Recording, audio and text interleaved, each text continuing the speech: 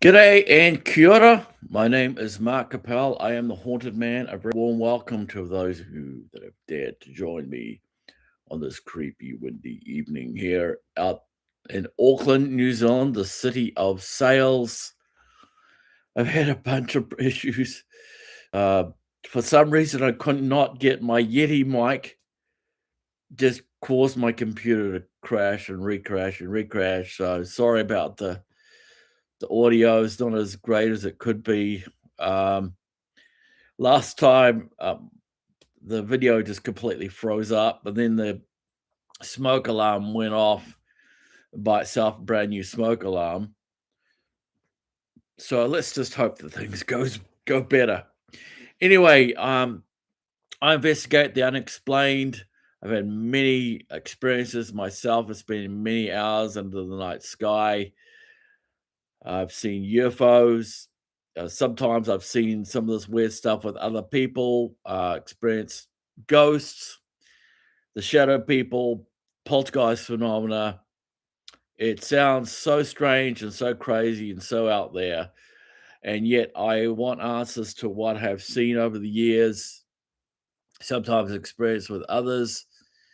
It sounds ludicrous. It sounds crazy. Now, I put a little preview connected to this video, which was actually my documentary. In the first part of the documentary trailer, there's actually some of the very strange communications I recorded out here in the mountains, not too far away from me. Very strange voices. Who or what is amongst us? There's a lot of talk about UFOs, but it seems to me there's a lot less of discussion that goes on about the strange people that walk amongst us sometimes.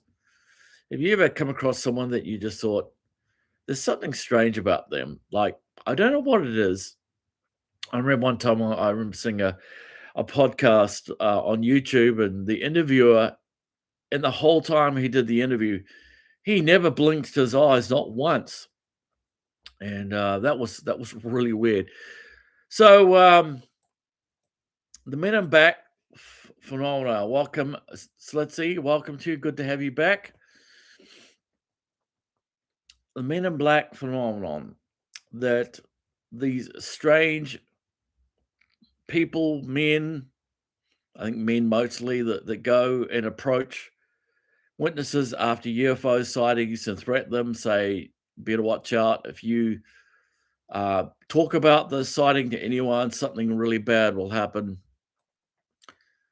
Wikipedia. So right now I'm talking about the Men in Black. Men in Black feature prominently in ufology, UFO folklore, and fan fiction. This is from Wikipedia online. In the 1950s and 1960s, ufologists adopted a conspiratorial mindset and began fearing they would be subject to organized intimidation and retaliation for discovering the truth of UFOs. In 1947, Harold Dahl claimed a man in a dark suit warned him not to discuss his alleged UFO sighting on Maury Island. In the mid 1950s, ufologist Albert K. Bender claimed he was visited by men in dark suits who threatened and warned him not to continue investigating UFOs. He maintained that the men were secret government agents tasked with suppressing evidence of UFOs. Sounds like Project Blue Book a little bit, doesn't it? It goes on to say ufologist John Keel claimed to have had encounters with MIB and referred to them as demonic supernaturals with dark skin and or exotic facial features. According to ufologist Jeremy Clark, reports of Men in Black represent experiences that don't seem to have occurred in the world of consensus reality. There is actually some footage of two men, alleged MIBs, going into a building. I forget the reference, but if you type it in the search engine, there's a still from a video camera, in this building of these two men going in with black overcoats, hats. It may not seem very weird itself, but it's interesting that these people, these men, warned witnesses. Now, why would other aliens tell people to? Why would aliens themselves tell people don't talk about it? I mean, quite obvious that many of these craft fly around. They fly around openly, where many people could potentially see them. Not only that, many of them have lights on them. Sometimes they fly over, these craft, the enormous craft.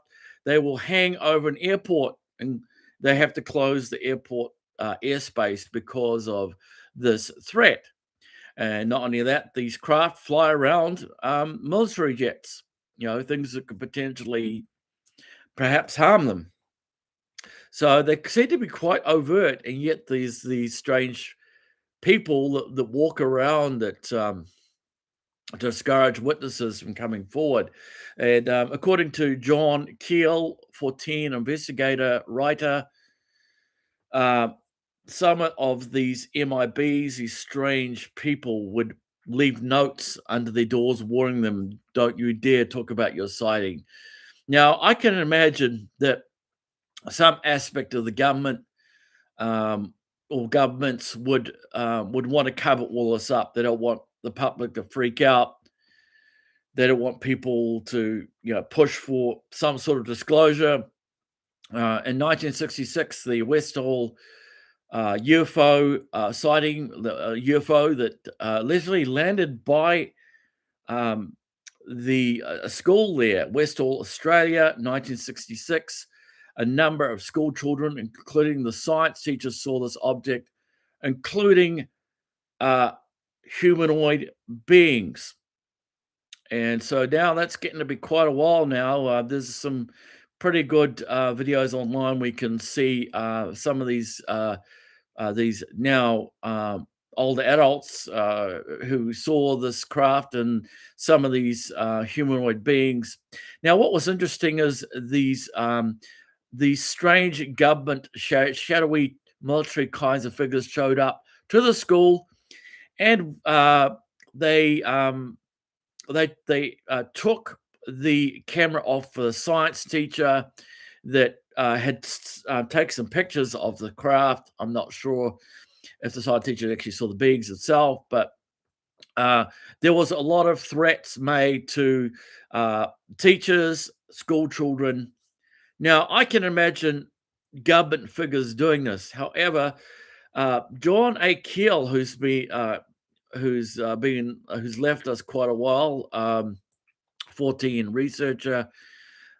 He did a lot of traveling around the world looking for answers to phenomena that's associated with UFOs, ghosts, and related topics. I've got one of his books here called The Mothman Prophecies, the book, not the actual movie with Richard Gere. I'm going to just do a little quote from the first part of his book. This was published in 1975, or copyrighted in 1975. Along the road, there came a stranger, and the land where strangers were rare and suspect. He walked up to the door of a crumbling farmhouse and hammered. After a long moment, a light blinked on somewhere in the house. A young woman appeared, drawing a cheap mail order bathrobe tightly around her. She opened the door a crack, and her sleep swollen face winced with fear as she stared at the apparition on her doorstep. He was over 6 feet tall and dressed entirely in black. He wore a black suit, black tie, black hat, and black overcoat, with impractical black dress shoes covered with mud. His face, barely visible in the darkness, supported a neatly trimmed moustache and goatee. The flashes of lightning behind him added an eerie effect. "May I use your phone?" he asked in a deep baritone voice, his voice lacking the familiar West Virginia accent. The girl gulped silently and backed away. "My husband," she mumbled, "talk to my husband." She closed the door quickly and backed away into the darkness. Minutes passed. Then she returned, accompanied by a rugged young man, hastily buckling his trousers in place. He too turned pale at the sight of the stranger. We ain't got a phone here, he grunted through the crack in the door just before he slammed it. The couple retreated, murmuring to themselves, and the tall stranger faded into the night. Kill goes on to say, beards were a very rare sight in West Virginia in 1967. Men in formal suits and ties were even rarer in those back hills of the Ohio Valley, and bearded black garbed strangers on the foot in the rain had never been seen there before. Keel goes in his book and he talks about a number of very strange sightings of these a number of people seen these strange men would show up. Some of them would claim that they were from the Air Force. They were strangely dressed, and sometimes, like in the middle of winter, with freezing outside, they would show up and wearing next to nothing, like an overcoat that was really thin, or just in a shirt, inappropriately dressed for the time of year. They not only that, they had very strange accents. Also, they had some of them had, according to Kill, had like suntans. Like in the middle of winter, these strange men that showed up, and they would try to discourage the witnesses from talking about the UFO sighting.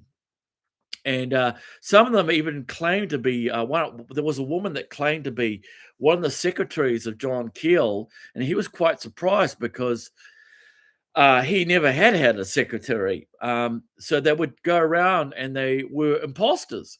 They would claim to be with the Air Force or like a secretary. They'd go around talking to the witnesses in West Virginia and thereabouts. Just recently, I was at a little UFO alien type meeting just recently, and there was a lady here in New Zealand that claimed that she saw what she deemed to be one of these MIBs and Men in Black. Had very strange skin and strange features, and she said that when she said in her mind, "Who are you?"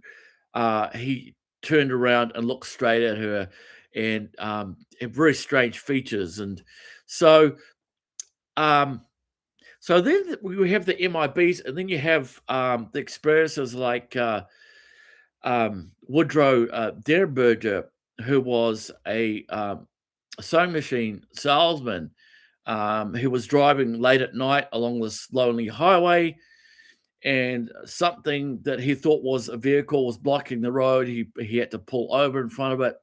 It was this thing that looked like a bit like the top of a kerosene lantern, um, kind of I think it was like a dark gray color, um, that was blocking the road, and he was basically forced over.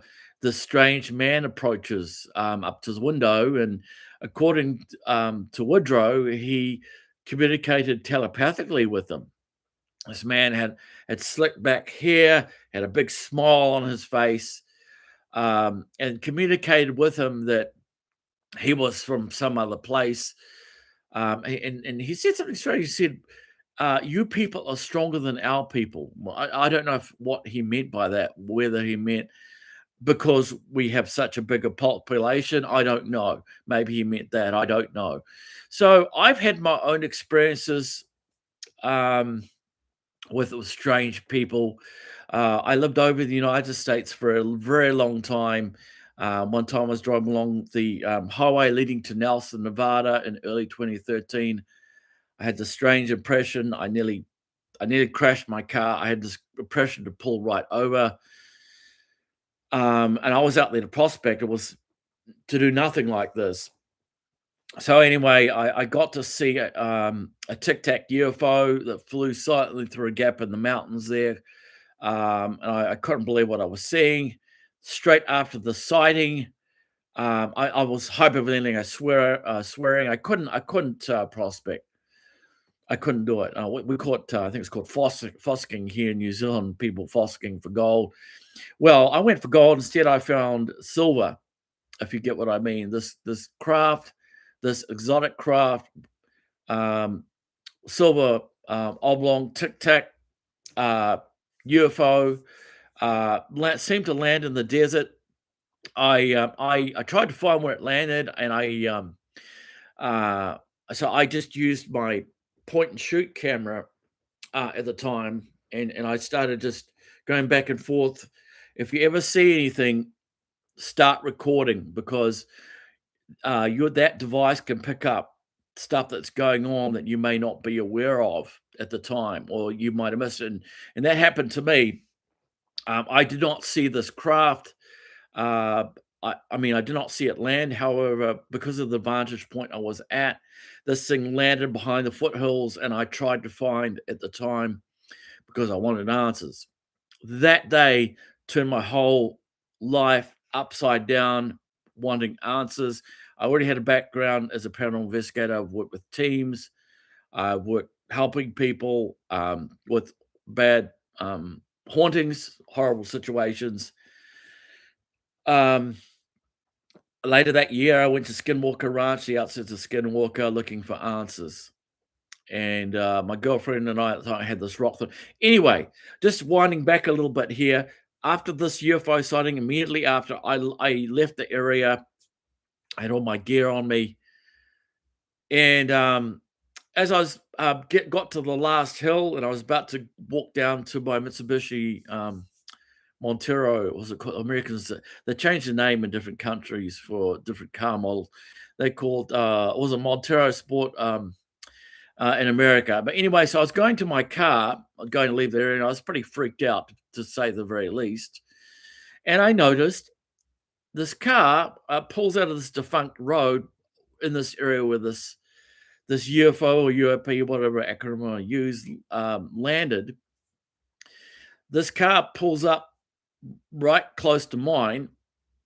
These two tall people, seemingly identically dressed. I couldn't, I from the distance I was watching, I couldn't see any insignia, but they appear to be wearing tan-colored fatigues.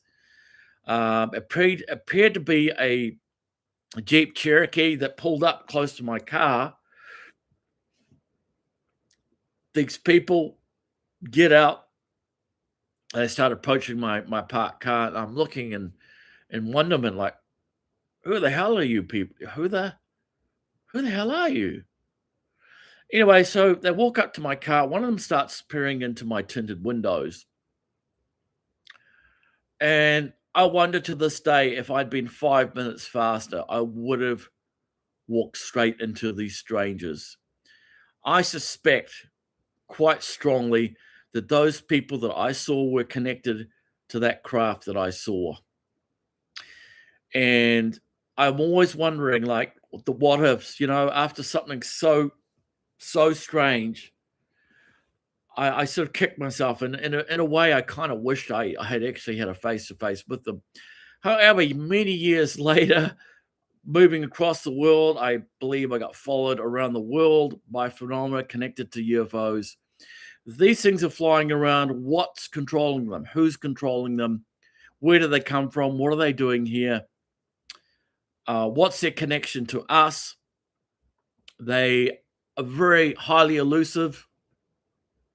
Yes, from what I've experienced, they some of them appear to have bases on Earth, and I think this opinion is quite strongly shared with a lot of experts on the subject. Those who really study Fortunia, who study this and related topics, that they have bases.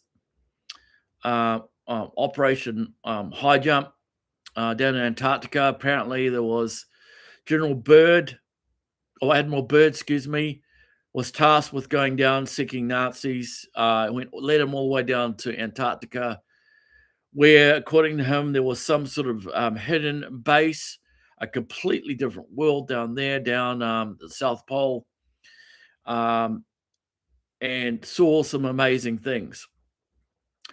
Now, I after my sighting, I spent many years, and you would know, Slitsy, because you have occasionally joined us. And I've met up with some others occasionally, mostly alone. I'm out there with my mics, with my cameras, my infrared cameras, sometimes my thermal cameras.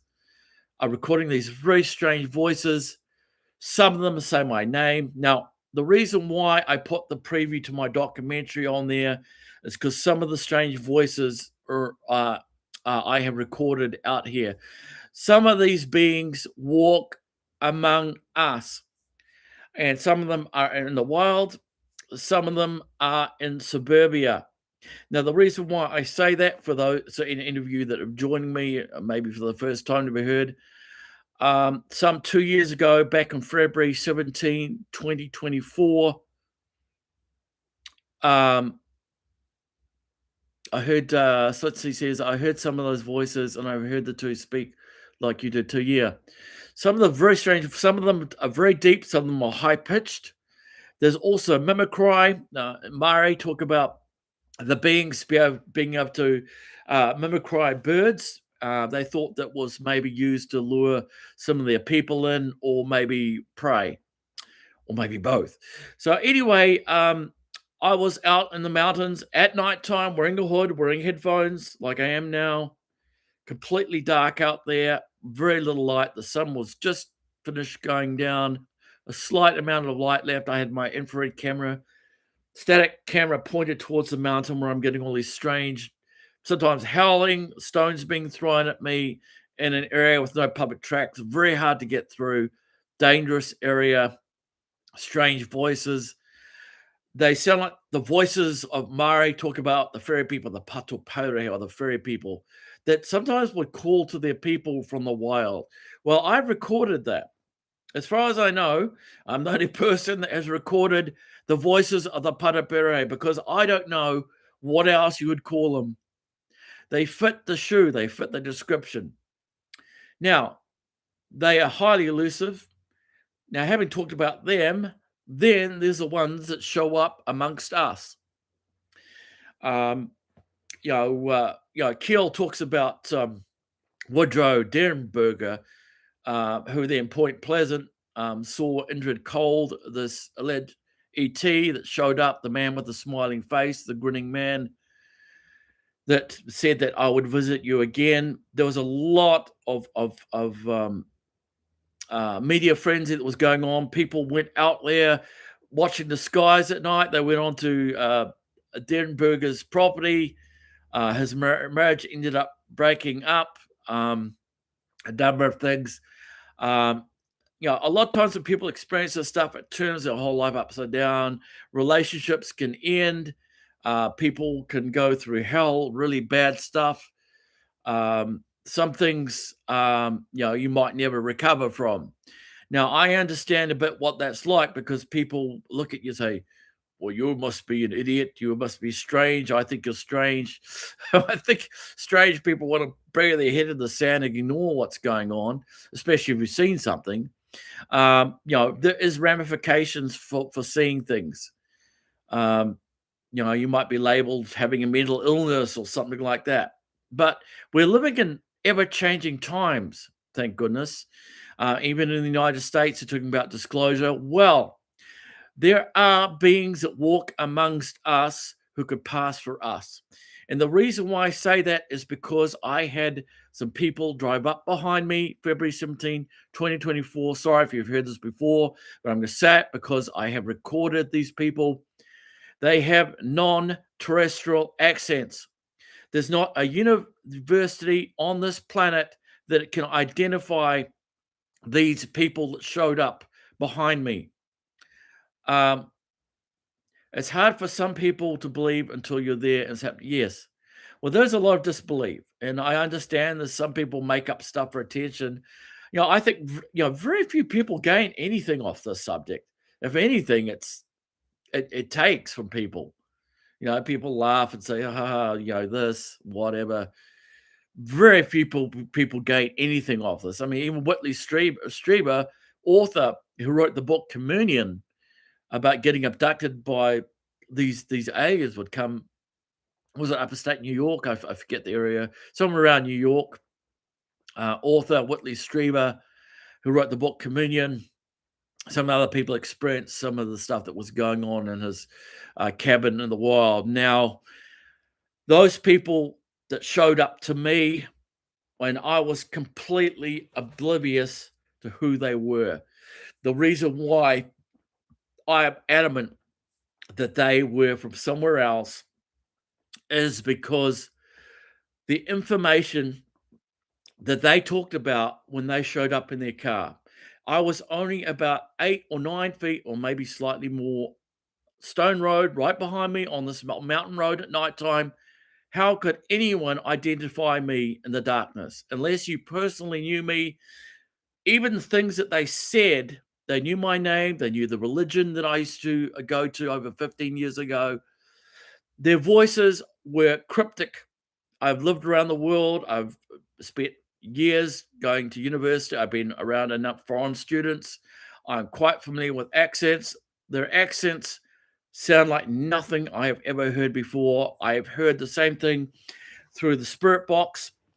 Some like very strange robotic voices. Some of them speak very fast. Now, Dr. Constantine Roldive, the late psychologist turned parapsychologist looking into strange voices from elsewhere that can interrupt radio. He talked about recording thousands of his book, what he mentioned in his book Breakthrough. He conducted studies, scientific studies into the sources of these voices. They would come through in radio block rooms. They would mention his name. They would mention things in his personal life. He reckoned that he recorded Hitler and others, um, and he had people listen to his recordings. Now, I can say that I'm quite familiar with doing ITC. Many of these voices that come through, they will give very pertinent and detailed information. They don't always answer your question. I have tried. Sometimes I've been in very haunted locations. I'll ask them, ask a control question. Tell me, please, the name of this location where we're in. Now, my good example of this, and it's on video as well, is when I did, I believe it was 2014, before I left America, the infamous Washoe Club up in Virginia City. Weird stuff happened on camera, and I believe none of the stuff that when we were there, a small group of us, none of the stuff was doctored. We recorded what happened, and it was only edited down for time. Now, a voice, when I asked, what's the name of this place? What a female said, Washoe. Also, a male voice came through when I had this feeling that we weren't welcome. It said, leave. You can see the video. One of my earlier videos that I put up with Ghost Attack, you can see what happens when astral beings. Now, are some of these ETs astral beings? Or could be. Is this something? Are they some sort of gatekeeper? Do they hold the keys to other dimensions?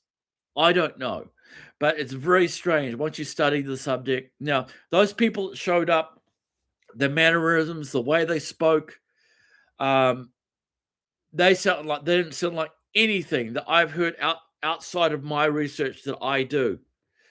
And some of them sound quite familiar with the stuff I recorded in the wild out there. When I say recorded, this is by this mountain, surrounded by out there. If you actually go by the mountain, there's cliffs that are hundreds of feet high out there. Now, these voices have responded to me out there. I've recorded them. It is not hikers. It is not hunters. There's many other things about this location which makes it highly unlikely to be a regular member of the public to be out there. And so they talk about aspects of my research. I do have a recording of those people that showed up from February 17, 2024. As I say, they knew my name. They talked about taking me. They mentioned something about Bigfoot.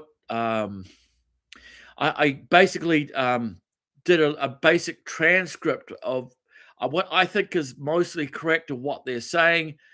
It got recorded on the rear weak side of my big parabolic mic that I was listening through.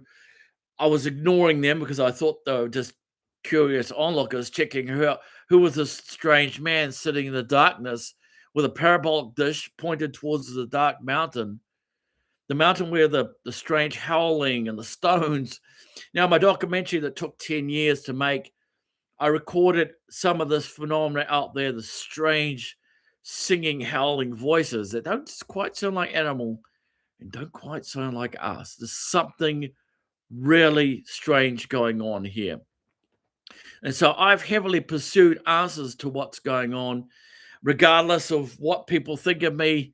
I have gone out there, spent many hours under the stars. I've gone into, you know, slid down mountains, got trapped on ropes, trapped up on waterfalls.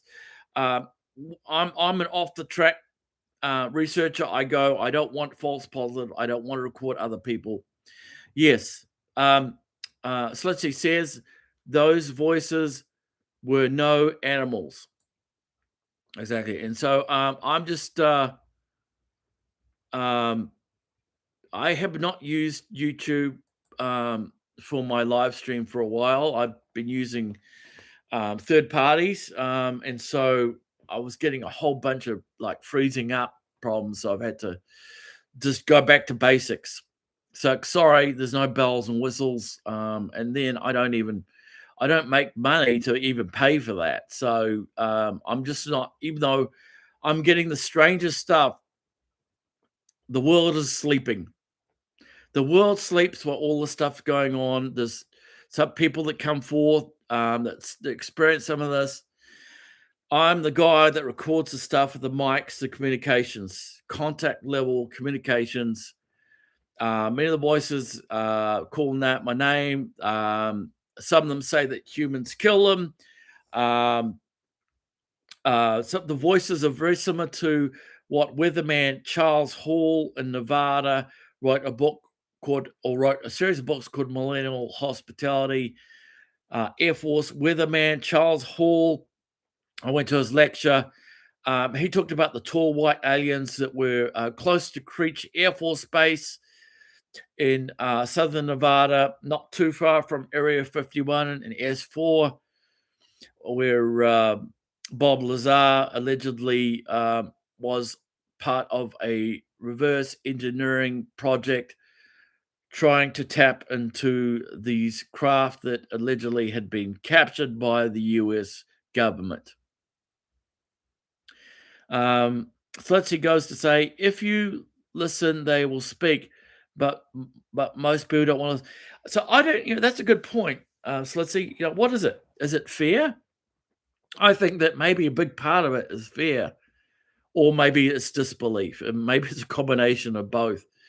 And if you want to be, open to the truth, you're just going to have to put a foot into the darkness and see where it takes you. If you hide from it, chances are you won't really, unless it's forced on you in some way, some shocking way. A lot of people can't handle it. They're too busy paying the bills. They're too busy watching TV or whatever, sports or whatever. They don't want their little lives interrupted by something supernatural that's inconvenient. They don't want to, maybe it's PTSD, it's a fear aspect too. When I lived in America after that sighting of those two tall, strange individuals, I needed answers, and I joined Misa Johnson's contactee or adoptee group, trying to find answers to what I had seen, which led me to the outskirts of Skinwalker Ranch, which led me to the Bigfoot people. I had no idea, well, that they existed, let alone existed down here, or how they did it. These craft fly around. I suspect quite strongly that they may have been moved long time ago by craft, maybe portals, But these craft that fly around that often people don't have explanations for. Some can be prosaically explained. I believe it was a Project Blue Book mentioned that there was only about 5% that could, according to them, were anomalous, could not be explained as planet Venus, swamp gas, or whatever. And it's quite interesting. Alan J. Hynek, who was spearheaded that study, that he eventually turned around a skeptic. He eventually turned around and wanted answers. And so we live in very interesting times now with the US government releasing UAP files, videos, reports, etc., on these anomalous craft and people's sightings affecting even those in the government. So I need answers. I've been doing this for a long time. You know, there's also the very strange beings that live in the wild as well that evade us. It's quite interesting when you go to Maori folklore and read some of the things that the Maori spoke of. They're people getting abducted by these people that had a different physical appearance to them. Before Captain James Cook arrived on the shores of New Zealand, there were these other strange people that seemed to have, according to Maori, a supernatural ability to call mists down to hide themselves, and they would come out in low light conditions. So, this is your opportunity to have a talk with me if you want, like dear old Slitzy here. Thank you, Slitzy. Thank you. You've had your own experiences. And I sometimes ask myself, why do I bother talking to people about this? Because a lot of people are incredibly close-minded about this. And it's sad because there's actually evidence out there if you look hard enough. But it takes a proactive effort. A lot of people, I think, want to be spoon-fed. But talking about disclosure, it's my personal opinion that disclosure happens on a personal level. You want to have answers, you'll go out there, maybe join a CE5 group, have your own experiences, and find out about stuff that's going on. I had many experiences with what people will call ghosts. Some of it quite terrifying. I understand people's fear and with much of this in regard, because there are some things out there that are not friendly and not furry and not there to make you feel good, but quite the opposite. So I have spent many years looking for answers, going out there with my cameras, sitting there on the alone in the dark. John Keel spent a lot of his good part of his life sitting under the stars. He said that some of the lights would react to some of his mental impressions as well. He had, a bit of success. I wonder what he would think if he heard my recordings. Some of my videos have some of the recordings of these beings. I've done a lot of what's called ITC, instrumental transcommunication. The beings can communicate through spirit boxes if they want to. There is a spiritual aspect to this too. You have to be a decent person to even have a chance. If these beings suspect that you want to bag them, if you want to, pull a gun on them or something, like that, in that regard, good luck, because it probably won't happen. You won't get, if anything, you'll get something horrible happen, if at all. So let's see, says, yes, definitely. Even some who believe and reached out to the beings have found unfamiliar ones. Yeah, you get people that get experimented on. Sometimes having objects, implants placed in them. Are some people being tracked for whatever reason? What's the reason? Is it like us with scientists track whales, they track eagles, dolphin, they track, rare animals, they study their habits. Is it kind of like a version of that? Well, in some ways, I can kind of understand it, but I think Linda Moulton Howe mentioned under the study of uh, cattle mutilations, talked about prion disease, that horrible mad cow's disease that could be passed on through infected meat products, and it didn't matter if you heated it up to a high temperature; these things could give people horrible diseases, prion disease. Were the ETs worried that these diseases would travel through the food chain and perhaps potentially affecting them too?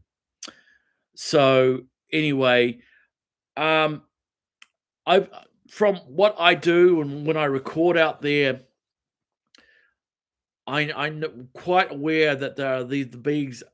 If they like you and if you build a degree of trust with them, they can interact with you. And this sounds ludicrous, but Mark records it. Mark records it, and most 99.999% of people that listen to the stuff I record, it goes right over their heads. It's because that whatever they are does not compute. It's like everybody's a toddler when it actually comes, unless they've had experience themselves. The way these beings talk, their mannerisms, um, that gives away where they come from, unless they're like, if they're like, I suppose some of them could be like actors, right? I mean, we have humans that you know, can pretend they've got a German accent or an American accent. They're from the UK or whatever. Um, but anyway, the way we speak and our mannerisms give away the location of where we were born, where we grew up, our culture. And I feel very privileged to be permitted to record these beings over the years. And my documentary, I didn't realize that when I got to the pinnacle of recording these beings, no one in humanity could connect to this stuff. No one can connect to it, or very few can. Um, I took a boots on the ground approach to this subject. It took years.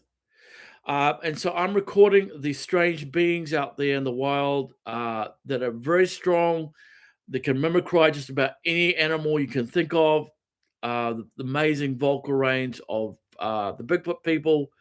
Those of you who follow me well would heard some of the recordings that I've gotten out there. The Bigfoot people, one of the messages, accept the Bigfoot people, big people that repeated. This stuff is not spurious broadcast radio. Very warm welcome to mate Nate the Wonder, the Hunter, who's experienced stuff as well. And so, when you get to this contact level stuff, you're on a precipice by yourself, pretty much. A small group of us, I meet with people every now and again, some locals who've had similar experiences, finding large, giant footprints, straight, the wood knocked, the structures, sometimes seeing weird stuff. Now, the thing with what I do is I do try to be grounded. However, having said that, when these things happen, they tend to happen very quickly. If you're too slow, saying, "Oh, well, this must be a park, right?" Oh, this. If you're too slow, you'll miss out on that opportunity, and that has happened to me because my brain is trying to process what the hell's going on. I'm trying to write off, well, maybe it's a park ranger, maybe it's all this or that.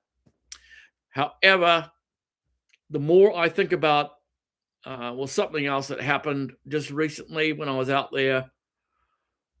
Um, the more I thought about it, at first I thought, well, no, no, it's got to be park ranger that's checking me out. However, the things that were going on in that brief moment, and what I heard sounds similar to what I've heard in my recordings before. And I'm not going to say too much. I'm just going to say that I've got what I think is some repeat visits from the others.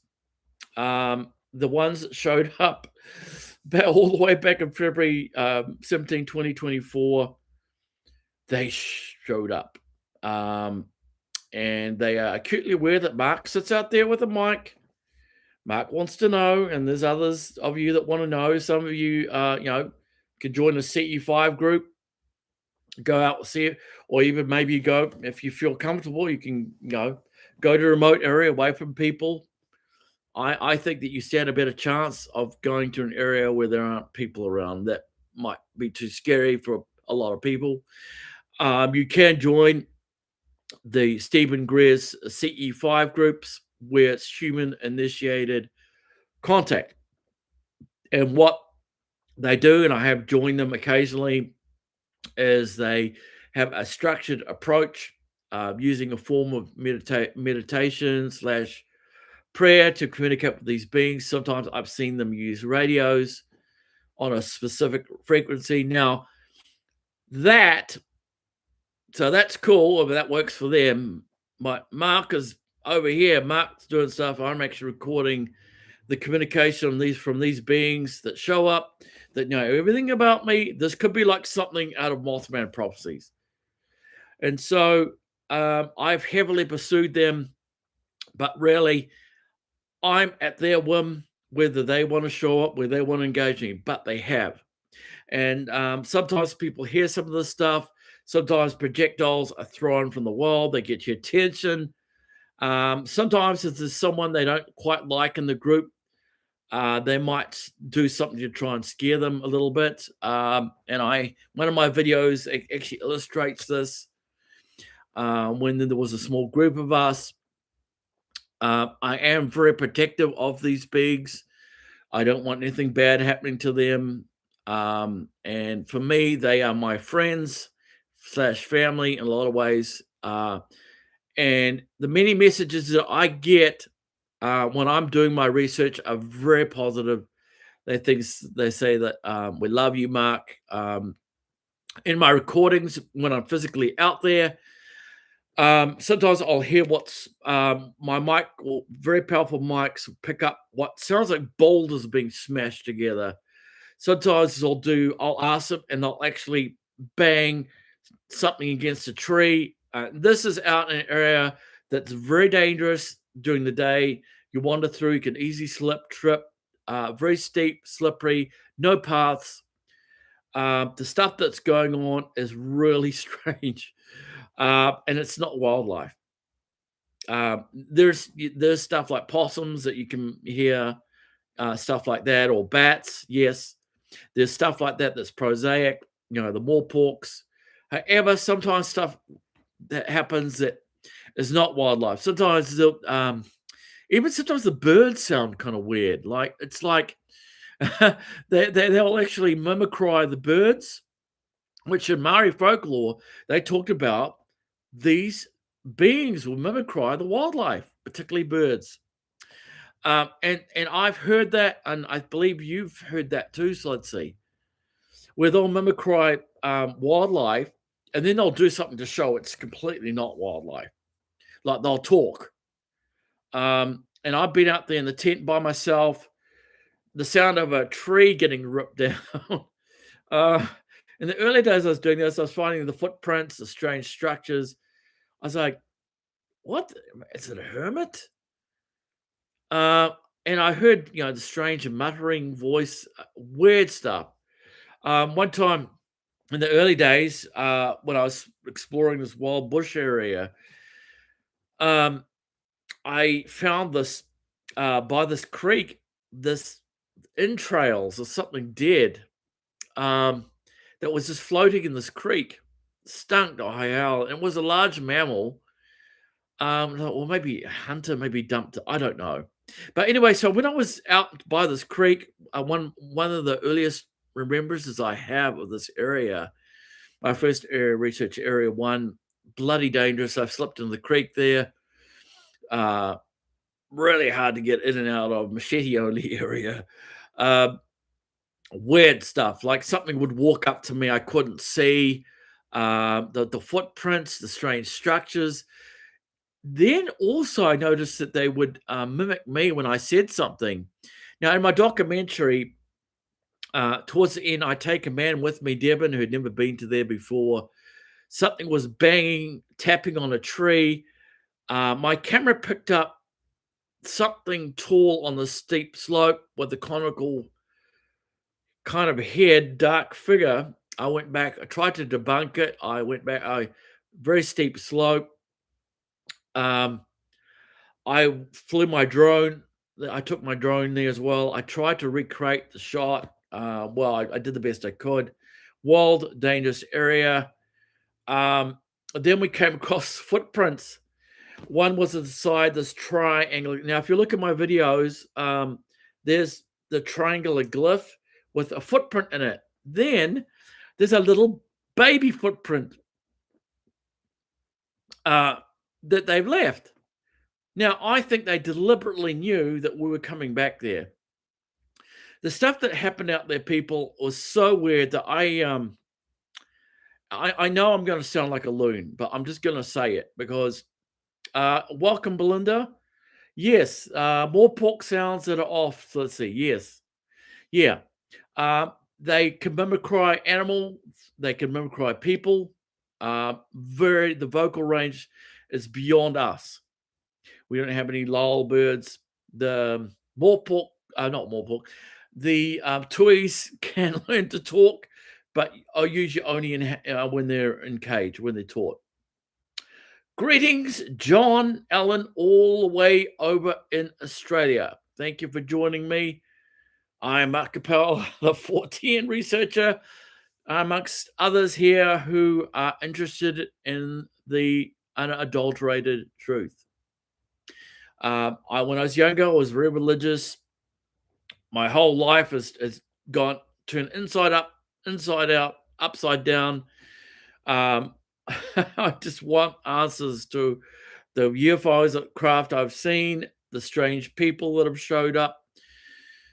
The people that showed up, I believe quite strongly that they were non-humans. Well, humans that were from elsewhere, from another civilization, a unknown civilization that walks amongst us with impunity. Not only is there UFOs that fly around, there's these people that walk, could be right next to us in the shopping mall. We wouldn't know it. So yes, I know, Mark, we are on Facebook together. Great, mate. Thank you. Thank you, John. Welcome. And welcome, Belinda. Thank you, guys and girls. Thank you for joining me. Thank you for being brave. I'm sorry. Look, this is no frills because all the bloody problems I had with the Mac software I was using, it froze up. Weird stuff happened last time. My smoke alarm went off by itself. A new smoke alarm. Look, I've had this stuff with ghosts as well. I've had many experiences with ghosts, poltergeist, shadow beings. People have died before people have been born. I've seen energy forms. I've had experiences with relatives who have passed on. I've had much across the spectrum. For some reason, the beings allow me to record them, audio of them. So they say that one of the things that really stands out to me now, if you go in some of my recent videos or ones going back 3-4 years ago, I put some of the videos of these beings. They say that humans kill them. They mentioned about there need to be a new earth for the future. They said, one of them says, thank you for coming, Mark. You come in doubt. This out in the wild, these voices are watching me. Now, this describes exactly what the Maoris describe. The Parapere or the fairy people. They would watch their people, Maori, they do their hunting, And sometimes they allegedly would abduct them. And one of the descriptions was they would be taken suddenly and through the air. I also recorded another voice that said, "We take you, Mark." Something about save you. A very strange, deep voice that doesn't sound like us and doesn't sound like any known wildlife.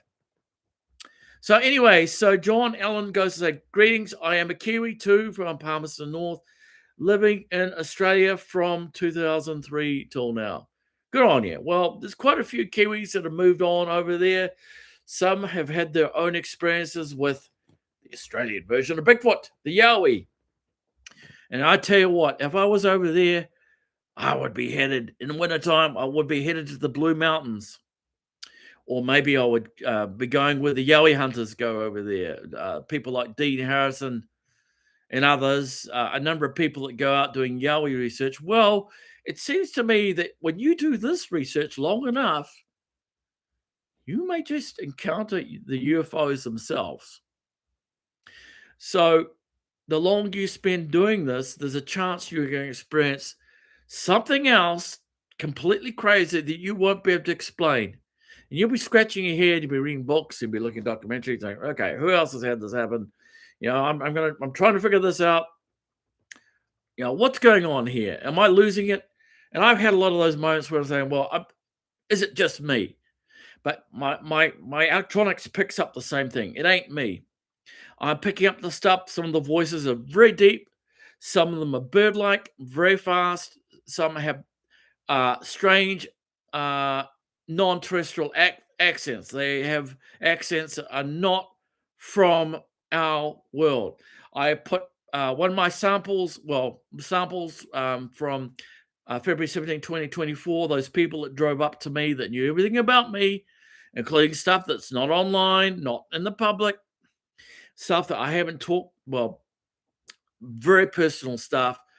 They talked about taking me. I sincerely believe, because of what they said and how they spoke, that they were let's just say they were people from somewhere else, an unknown civilization.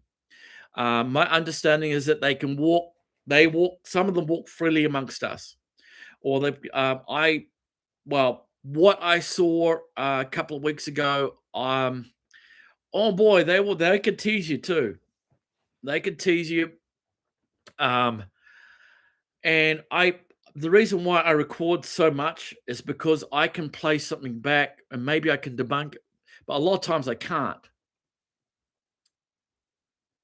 John Allen says, Mark, you may be gifted, so I can get messages from high frequency beings. New Zealand is a strange place for that sort of activity. Yeah, I'm trying to figure out, John. I'm trying to figure out why. There's a lot of people that report they got taken, they got missing time, they went missing, went on a road trip, and then they have unaccounted time, driving their car.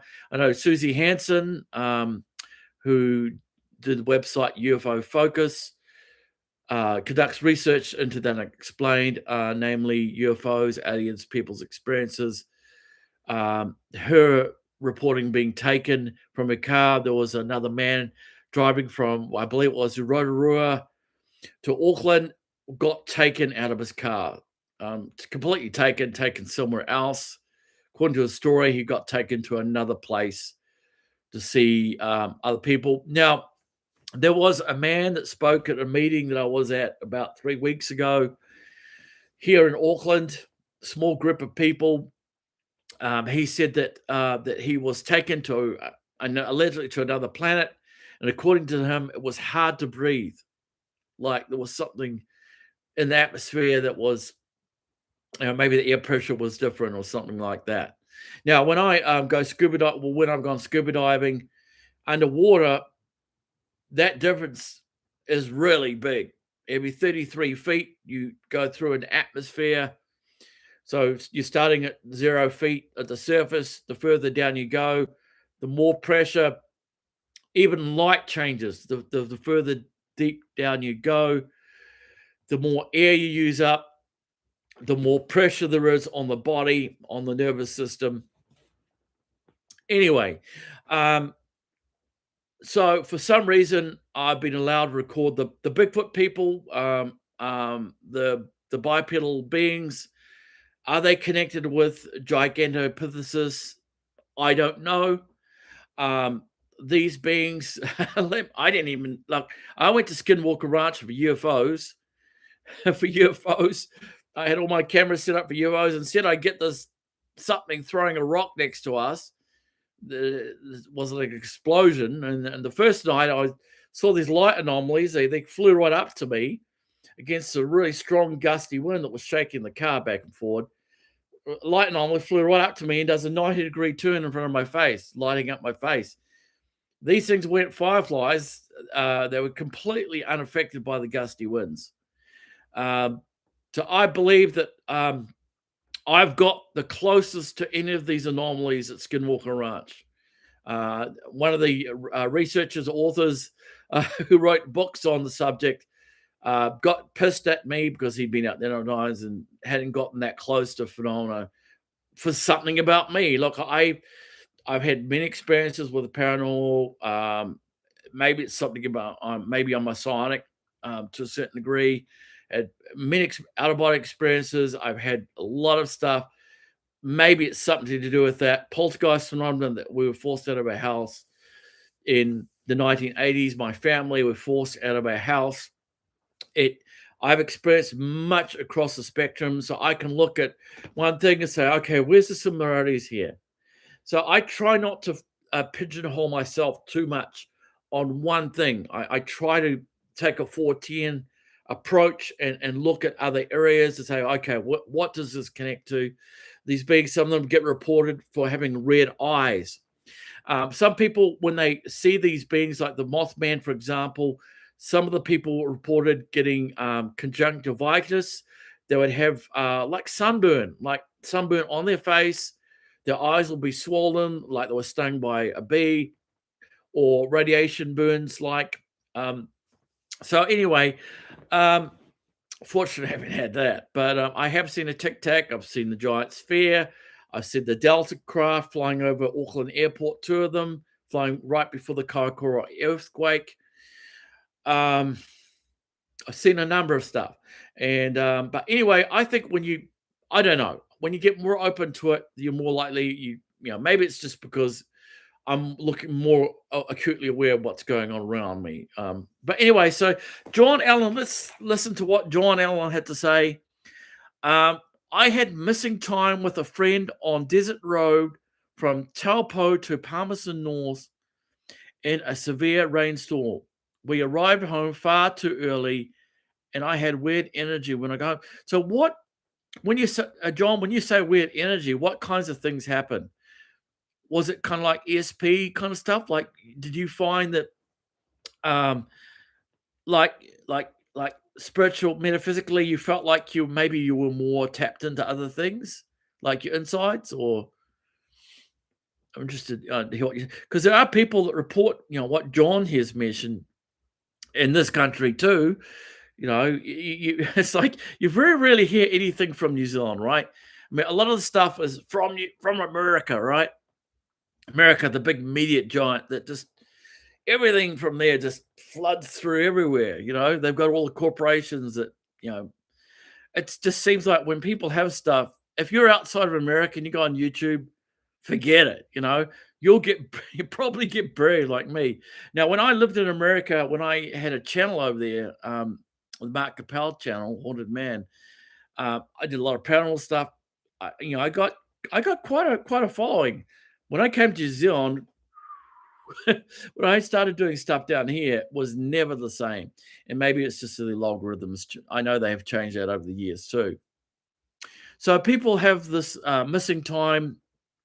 John A. Keel talks about these strangers that would show up that didn't fit in they didn't even fit in as humans. Like they were imitating other humans by pretending they work for the Air Force or there was some sort of investigator, or they would try to scare the witnesses into not talking about their sighting. So, we live in interesting times. Um, and according to my research, the beings that I connect with, that I record, that who allow me to record audio of them, um, they call themselves Azimos, which means alien to us. That's their word that they use. I recorded it in the wild back in 2021. Now, in 2019, I'm doing a lot of ghost box research.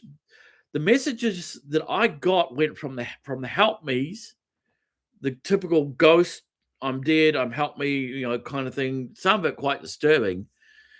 It changed to uh, these people that claim to live under the earth, and they gave the name of the place. One was Theodore. It's called Theodore Under the Earth. They claim to be connected to UFOs. Um, Acutely aware of my personal life and what I had gone through. John says I had a big awakening at a New Age weekend at Taupo. I think you're saying Taupo. And me and a friend drive home, and I had weird info about channeling crop circle design. Oh, really? I did 878 drawings of 3D artwork. I channeled. Yeah, that's a bit like that guy. Was it Burroughs? From the when was it? 1979 Christmas. The Rendlesham incident. Something. Was it one of the MPs, one of the military police officers, had something similar to you. He was getting all this information. I think it was a lot of it was mathematical information. Was it Burroughs? Surname Burroughs, last name, or Peniston. I forget which one. I was contacted when I lived in America, mostly the paranormal stuff. I was contacted by one of the witnesses to the Fire in the Sky event, who saw Travis Walton get abducted. Well, when I say abducted, they this light, they saw the light, they saw the beam of light hit him. He didn't talk to me exactly about that, but he talked about how his daughter was affected. They had this strange holographic kind of pattern that showed up on her foot and other weird stuff. I could not go out there to interview him, but I did put him on to the parapsychologist, Dr. Barry Taff, who's done thousands of investigations into poltergeist phenomena, hauntings, and the like. John says 78 drawing, not 878. I was researching crop circles too at the time in 1996, 1990, well, through 97. Not all sacred geometry I was getting, really. Yeah, it makes you wonder. I did have one time I was working on my own space project. I had a schematic. This is the only time in my life I've ever had anything like this. I had a 3D schematic appear right in front of me in my room of the design, how to do my space design, the cheapest, the poor man's rocket, a rocketry system called Black Sky Project. I couldn't raise enough money to do the project. However, I was shown kind of like a 3D, bit like a CAD drawing of this of how to do my prototype. Anyway, so that was one of my regrets of my life, that I wasn't able to do that project, because it would have been quite unique. The particulars I got my ham radio license to do this, to track this thing above the earth. When you're dealing with things in space, they have to be hardened electronics. They have to be able to handle freezing and very hot conditions, like negative 250 degrees, or above 250. I mean, really real extremes that astronauts have to be well protected against when they're doing spacewalks. Um, so I was trying to launch this probe. I was trying to break an altitude record at the time. So that was one of my many dreams that just didn't occur. But what is occurring is these strange beings that are showing up in the wild that sometimes allow me to record them. I was getting invites to come to the wild. You can hear one of the beings say, "Thank you for coming, Mark." A bird, kind of croaky, bird-like kind of voice. "Thank you for coming, Mark." One of the associated humans. I don't know. All as I know, my guess is some of them were showing up in UFOs because they were so bloody good at hiding. I was really looking as best as I could to see where the hell they were talking from. That was one of the biggest frustrations. When you hear these people talking and you can't see them, I mean, I'm surrounded by dense bush, very dangerous. I don't have to worry about snakes. I don't have to worry about mountain lions or wolves. But what makes up for that is the terrain. It is very slippery, dangerous. Anyway, these strange voices, they mentioned a reporter that I work with. They mentioned about certain things in my life because I knew that when people do this stuff, there's often negative ramifications. They said that under a certain circumstance, something very traumatic was going to happen to me if I was not careful about how I talked about where I talked about and how this information was disseminated. They said that something highly traumatic could happen as a result of you talking too much. So with me talking to you small amount of people, well, I guess I'm fine with that. But anyway, so yeah, legal ramifications. Talking about this stuff. You can get opposing parties in the legal system will say, okay, well, you've got good schizophrenia. You have to go see a shrink and prove yourself in the court system. Blah, blah, blah, blah, blah. Well, I passed all their bloody tests and everything, but the thing is yes, there's negative ramifications. Like airline pilots. They don't want to lose their jobs. People don't want to lose their livelihoods. Understandably. But anyway, so these beings had foresight into the near future. And they mentioned about needing to build a new Earth for the future. What reason? I don't know. And they also, when I'm doing ITC, they've told me other things about future stuff. And allegedly, they have told me on numerous occasions that we're going to help you work on your new documentary. My last one that I put out, no one can relate to it because they don't know what aliens sound like. So here I am. I've climbed to the bloody precipice of contact, recorded contact. How many people do you hear that do this? Well, there's one man that I know of that has got similar over in America. His name is Stan Romanek. He's in prison. Allegedly, he had illegal uh, media on his computer. He was imprisoned for that. But I'm the guy that records who they are. At least some of them. Some of the voices are very deep. Sounds like disclosure from you. Yeah. Well, look, this is funny, John. It's funny because you know what? I contacted Ross Coulthart and never heard back from him. Here they all talk about I'm interested in the truth. It has to be verified and vetted. It has to be vetted. We have to go through the military. We have to go through them. We have to follow their chain of command and all the paperwork. You know what? You're gonna get a stonewall. Okay, they're getting stonewalled time and time again. Hey there, Mr. Ricky, fellow researcher here in West Auckland, New Zealand, who's had, including falling into creeks like me, by the infamous Mount Moihau, the mountain of the giants and the fairy people of Kunamari, Poor old Mr. Ricky, he survived the fall into the water. Similar to me. Now, Ricky's he's found footprints, and you got that strange face that one time in that forest.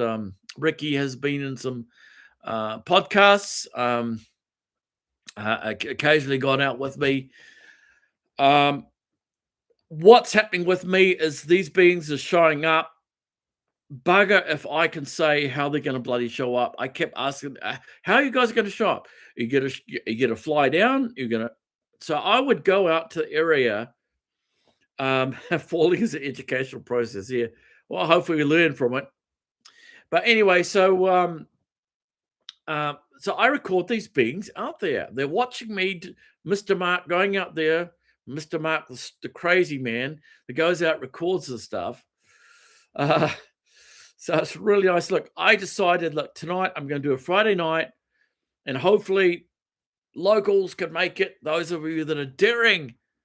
So pull the curtain, pull those curtains, close the door, calm the cat and dog. Bit of a sore, scratchy throat, excuse me.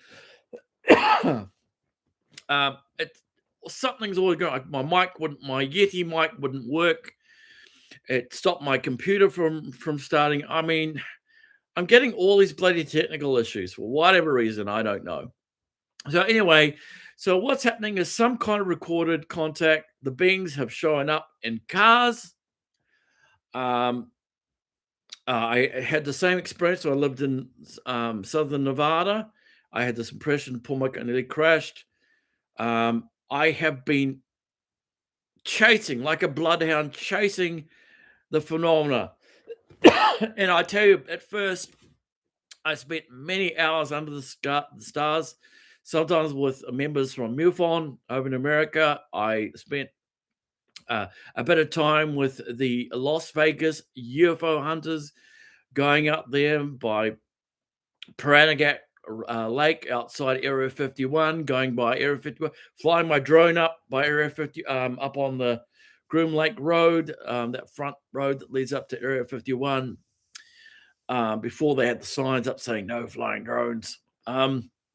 So I spent a lot of time out there, much of it alone. The key for me has been using electronics, also putting it out there in a metaphysical way, letting the beings know that you want to get to know them in a respectful way. Strange day today, technical computer wise on YouTube, listening to other people live show. Really, John? So he says, people would think I'm Looney Tune if I told them. All right, yeah. Sadly, can't speak too freely, can we? Without people saying, "Oh, I don't want to be around you. You're one of those UFO nuts or whatever," you know. So really, I don't really care what people think of me. You know, I want to know the truth, and I hope that I will, you know, what I can respectfully record out there, I might be able to present to some of you. The encounter I had back on February 17th, 2024, just over 2 years ago with the people, that was a result of years of electronic research, paranormal investigating, going to the outskirts of Area 51, Skinwalker Ranch, going out, spending many hours on the night, you know, recording my cameras. Also, I believe that the metaphysical helped as well. They would laugh if any one of us told them how close Bigfoot are coming to us. Yeah. John says, you not only one having computer issues today, 3 of us in USA and Australia having issues. Just like, really? Well, last time my computer completely froze up after an hour, completely froze up. Then it started flashing stuff on, embarrassing stuff on screen, like a virus or something.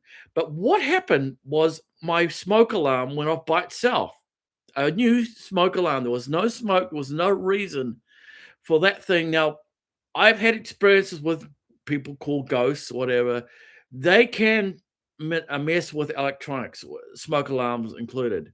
They can mess with cell phones. They can mess with computers. Some 2 days after my father died, who said to me when he was alive, "You should never have been born." He said, "If you don't stop the stupid research that you're doing, I'm going to disown you." So 2 days after he passed away, I get this strange message: Mark I. Wiser. So when he left this mortal coil behind, did his soul get to see some of the stuff that some of us freaks experience? Some truth to it. And can you imagine what it would be like? So this is why I'd love to astral project at will.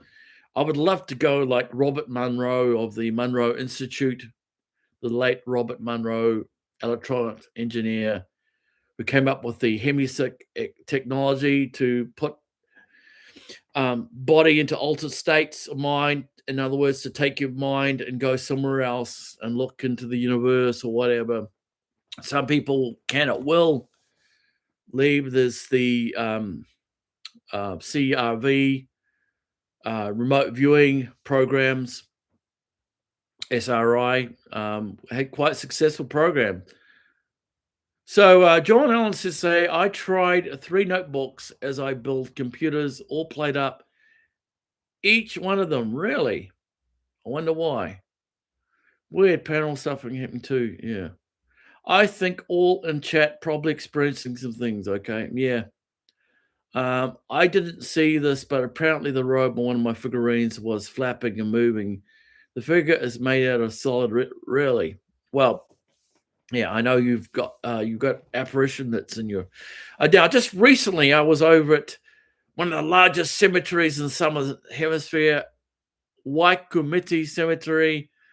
There's some 90,000 people buried there. The old section, very haunted. I've seen at least 2 ghosts there. I was out there, 2 or 3 weeks ago, out there at night. My dear daughter, who I consider was old enough, mature enough, was my camera operator and stood there quietly in the dark listening. And I recorded some of the, they asked, sometimes answered my control questions. I repeated what I said. Have a look at that video, put some headphones on, have a listen. One of the voices said my name, a very deep voice towards the end. Was that one of the Bigfoot people? Well, my experience is that they can how they do it, I don't have an experience. Can they change the density? Can they change their vibrational field? I don't know. But they gave me a very strange message. I also had something come into my place, invited me out to the wild. In 2016, a lot of bloody drama going on, nearly died. Had a shadow person save my life when I should have died. Everything, my life had turned upside down. I saw these strange lights in the sky in restricted airspace, Auckland International Airport. The police helicopter flew out. I don't know if they were watching them. A train of lights, reddish lights. One was delta shape. Were they Chinese lanterns? However, they were going through restricted. So, however, if there were Chinese lanterns, it was foolish to set those off and let them go through restricted airspace.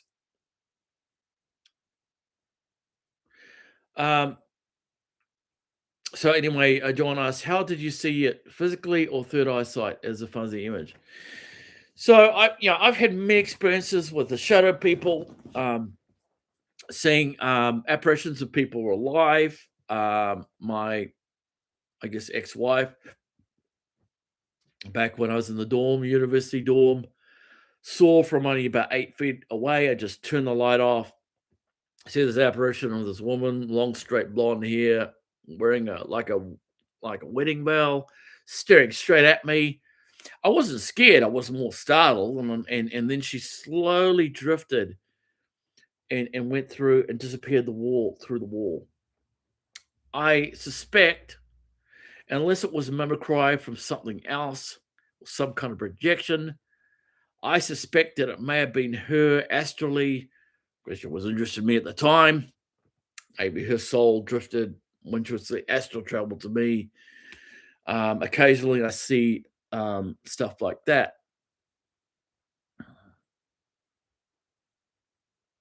Um, so, people, so you can look there in the chat there to some of the answers.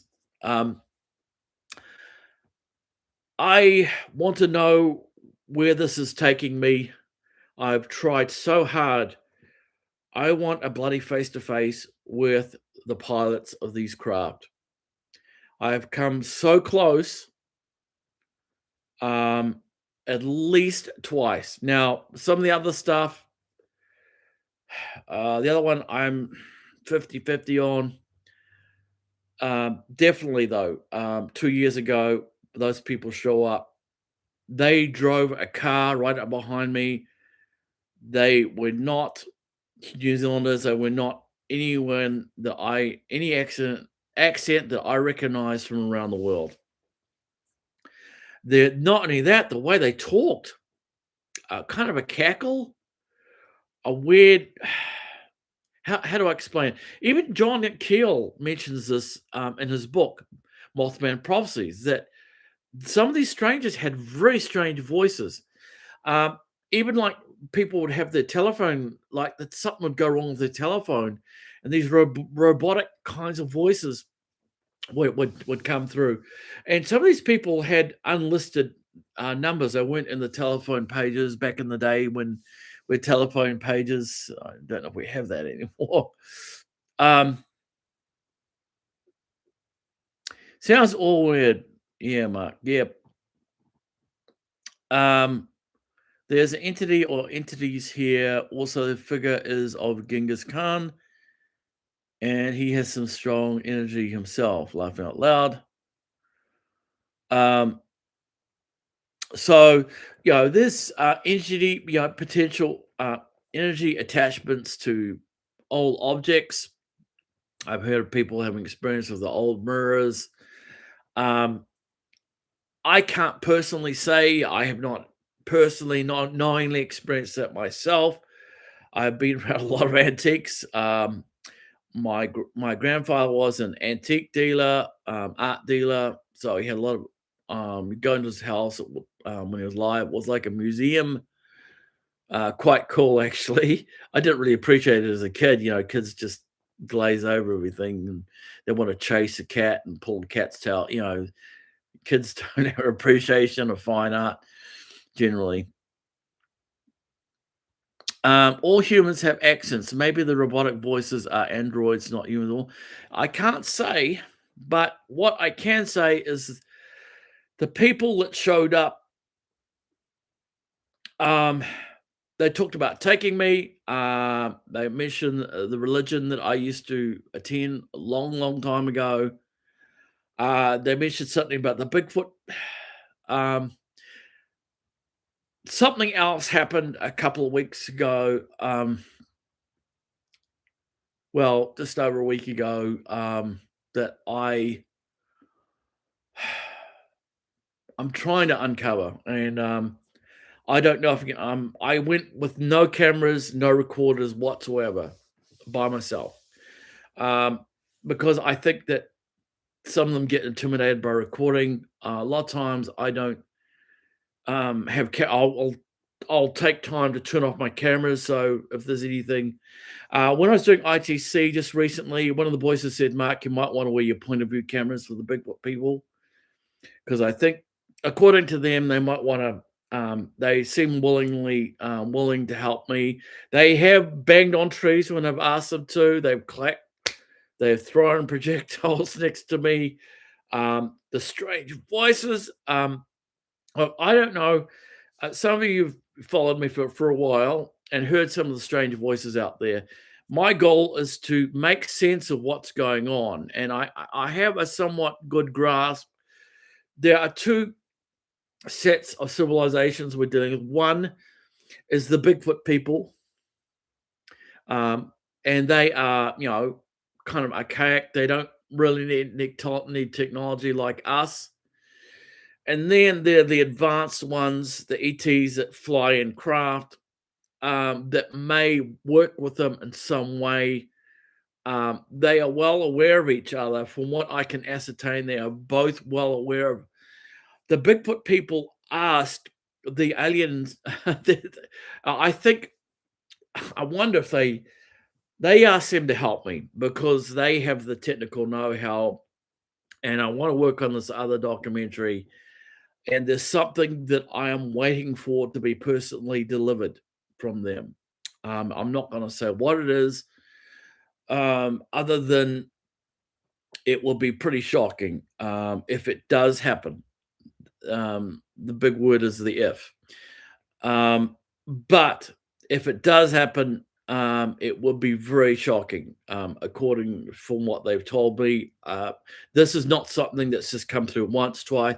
This is something that's been spoken of dozens of times over a while, the past 3 to 4 years. So I started getting these invitations to go out there. I got invitation astrally. A being came into the place where I was living in South Auckland, invited me out to the wild. I also had, some of you may have heard the recording in Auckland City, of all places, the strange voice. I was doing a paranormal investigation in the Guardian building on Queen Street, Auckland, in the city of all places. The strange voice comes through. A strange, deep voice that repeats something about the Bigfoot people, big people. It's something about accept them. So she says, I've had more contact with Bigfoot people than the aliens, but I know they're both out there. Yeah, so I took you out there and some of the others. You heard on the parabolic mic some of the voices down by that creek here, eh? And I tell you what, it's freaky, people. When you're out there, they can see you, but you can't see them. They can see, and as far as I can tell, they can see in complete darkness. They can also circumvent our technology. At least some of them can. Now, whether they have technological countermeasures, I would assume that the ultra terrestrials that they can block people who are sensitives if they want. They can block anyone that wants to remote view them. They have countermeasures to metaphysics, those who are sensitives. They can block people sensitive to them if they so choose.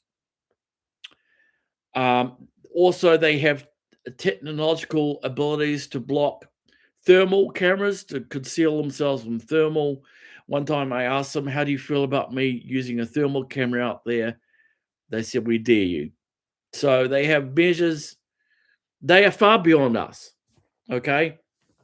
Now, there are people who allegedly sometimes get Bigfoots on thermal cameras. This happened with the Yowie hunters over in Dean Harrison's team over in, what was it, Queensland, I believe. I forget the name of the area. Over in Queensland. Actually, this giant or giants was watching them at nighttime behind a tree, hiding behind the two of them. They went back and measured them, and they were a lot taller than them. They're about my height, 6 feet. The humans were, and then the ones that got picked up on thermal camera, they were watching, out in this bush area at nighttime, quite a bit taller than them, and big, bulky, big, strong, like the Incredible Hulk kind of physique. And so he says, yes, I heard them say, we want to see you. Then just recently, I heard a two at the park. So really cool, Tui. Well, I am, as you do this step by step and research, you record, you spend a lot of time doing this, you're going to come across weird things that maybe you've never encountered, like confirmation bias, stuff you never considered. Well, they can utilize wildlife. They can also utilize wildlife to communicate with you. There's a tui out there. Now, one, they talk about soul catchers. I recorded them. Also talked about one of the names of these people from this other civilization that's been brought up numerous times through my electronic IT work and separately in the wild, recording on my mics. Um, and I kind of know who's showing up in the car. I kind of know them because of the many years of work I've been doing. Because I'm pursuing this, and I'm thinking, am I dealing with ghosts? Someone playing a trick on me? And can I prosaically explain this? And I just have to say, look, I make no apologies for this. What I'm sharing with you, I share my best, to my best of knowledge, what's going on, and play back some of what I record out there. So Belinda says, "Why do you think cornfields have a lot of strange?" You know what? I can't say. I haven't really studied those, other than I know over in the UK, allegedly there's the crop circle phenomena that there are also people that hoax do tricks as well, but there's some of these are very ornate and appear very quickly, a lot of work behind them, thought behind them. So animals, or like even like if we want to talk about, like, for say example, cattle mutilations, for example, look, predators avoid those carcasses. uh, they have blood drain out of them. There's something about them that uh, predators don't want anything to do with them. They're scared to approach these carcasses that someone freshly killed. I know this happened over at Skinwalker Ranch that Linda Moulton Howe, investigative reporter, author, also looked into as well. George Knapp, excuse me. The National Institute for Discovery Science, Robert Bigelow's team, looked into as well. Um, uh, the rancher that lost something like 20 or so of his high-end cattle, cost him a lot of money. Would sometimes that would just completely disappear. Now, John Keel also mentioned separately on the other side of the country in America, similar things. Something would be walk these MIBs that would walk the snow, and then their uh, boot prints would just completely disappear, like they just stepped into the dimension or they got picked up from who knows. And this happened with cattle as well. They would just completely disappear in the snow, never to be seen again. Um, I remember the rancher at Skinwalker Ranch, Terry Sherman. One time his was it post hole digger, one of those noisy post hole diggers that dig a hole, put the fences or whatever, showed up in a tree. I think it was like 60 feet up in a tree when it went missing. He went away from it and just completely disappeared. Stuff like that happened. A trickster type phenomena. So is it the same kind of thing? Some of it seems kind of similar, like UFOs, the strange lights. I remember seeing there's that footage. You remember seeing that footage of something flying around, and there's a helicopter, and these like balls of light are flying through the. I don't know if they ever got. Did they ever get debunked? Did anyone ever debunk that? I don't know offhand. Um, so, but then there's these structures that show up too. In the wild, these straight. Are they another form of like crop circles? Like, I think they have meanings to the Bigfoot people. Anyway, so Belinda says my friend Dee on her YouTube channel gets some freaky stuff. She threw a golf ball back into the corn. It sounded like it hit metal. Then it got thrown back and landed right in front of her camera. Well, that sounds similar to what goes on out there.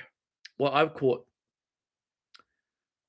Yeah, it would be freaky, wouldn't it, John? Yeah. It is freaky, especially when you buy. I tell you what, when you buy yourself in that darkness and this stuff, and you hear something going stomp, stomp, stomp towards you, and it's walking towards you, you think, I don't know, man. I tell you what, as many years I've been doing this, I still the hairs on my neck still stand up. Goosebumps. I do get a little spooked, even though I'm somewhat hardened to the phenomena. But I'm fortunate because I don't have to go very far. The beings will come to me. They know Mark that has back issues. I can't just scale all these mountains. So they come to me. I'm very fortunate. Celeste says I get visions sometimes of forests, and there are metal structures. And really, okay. Do you? So let's see. Do you remember seeing that picture that I took in my first research area? I was getting all the footprints. That's in my documentary. That that tree. Well, those trees. There was about a dozen trees snapped like toothpicks. No saw marks, no lightning burns or anything like that. One of the shots that I took there's this tree about 30 or so feet up. In the fork of this tree, there's this silver like ball that has no business being there in the bush. No, I mean it's completely foreign. I didn't see it, but my camera picked it up, and I was examining. I was like, "What the?" And I went back to see.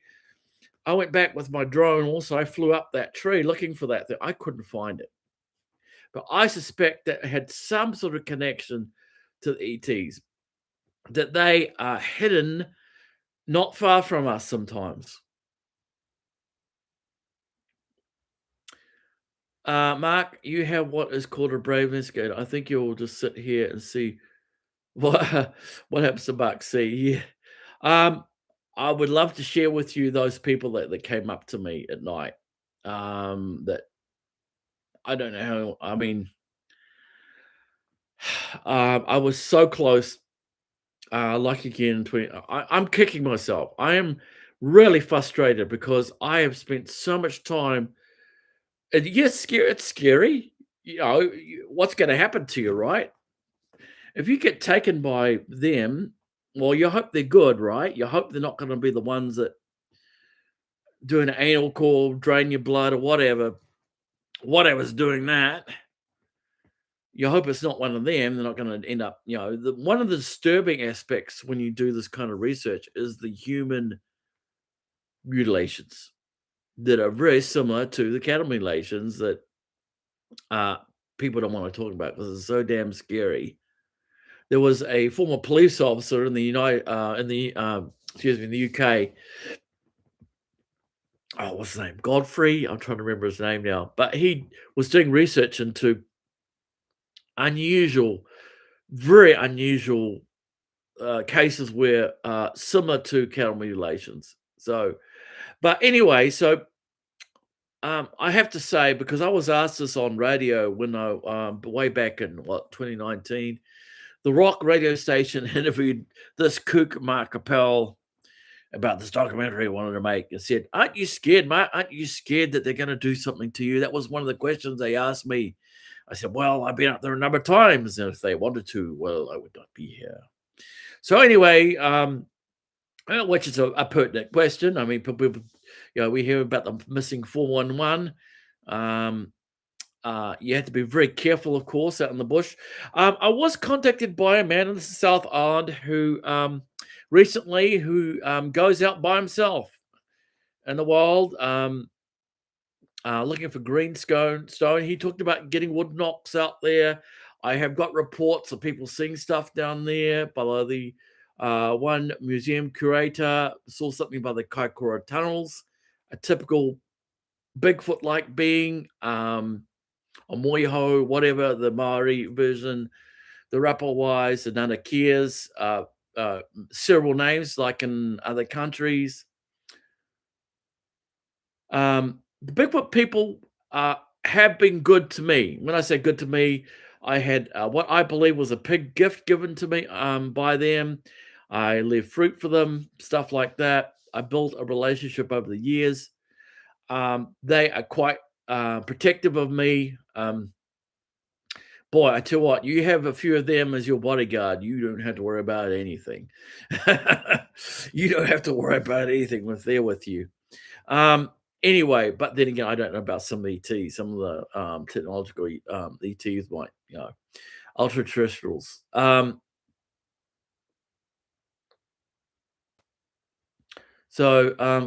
it says, let's see, says one of them is quite particular for the Queen. Then there was dogmen.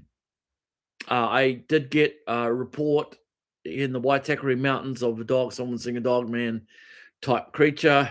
Also down towards Wellington, New Zealand, outside of Wellington, north of Wellington, a couple actually saw, according to the report, a dog man. I'm scratching my head because I'm going back. Now, I used to have my own web page, but I put some of these reports. I tell what people, look, it gets expensive doing this. When you want to put a web page up, a basic web page, WordPress, whatever, GoDaddy wants to charge me $1,000. I'm not making anything off this stuff. And the fees just got ludicrous and really unfortunate. But you can go and way back on internet and see some of the stuff that people in the Coromandel Peninsula seeing giants over there, typical Bigfoot, people having boulders thrown next to them on the beach. Uh, People from all kinds of walks of life, people that weren't even interested in this. Many of them not even interested in it.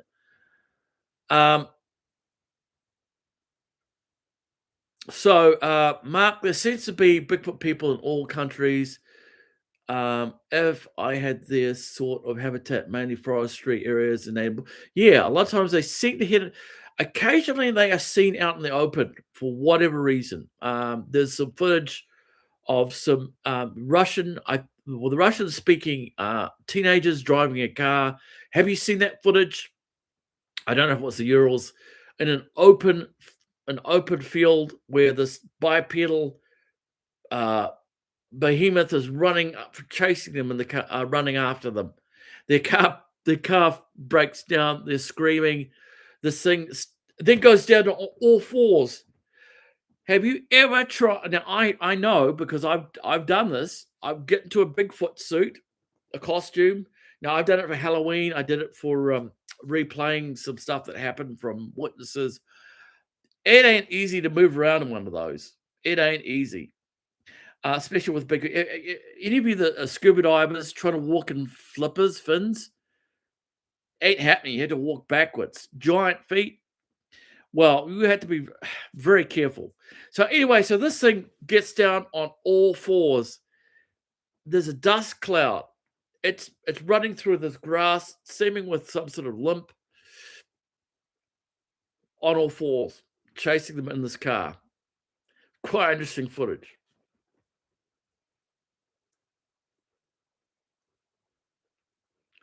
So occasionally they do show up in open areas, but most of the time they keep well hidden. I have a friend from America coming to visit in mid 28. She's a cryptid researcher, and it would be great to meet you. So let's see, Emma. Oh, it'd be nice to see you guys, Belinda. That would be neat. There's a small group of us that get together that have similar experiences now and again. Some in other parts of the country are not so friendly. I get vibes from ones in Bay Plenty. Waikato, yes. Good point. There was a man, another New Zealander that moved to Australia, a man that wanted to take me. He told me that he had ones that were not so friendly, through boulders across the river at them. Wanted to take me there. I don't make money off what I do. Hell, the sense I make off YouTube, well, I say make, it costs more for probably power and petrol easily. So doing this, especially traveling far, you have to have a bit of financial backing with you to do this stuff. I would love to, and there's other aspects to my personal life I can't just pick up like a lot of people.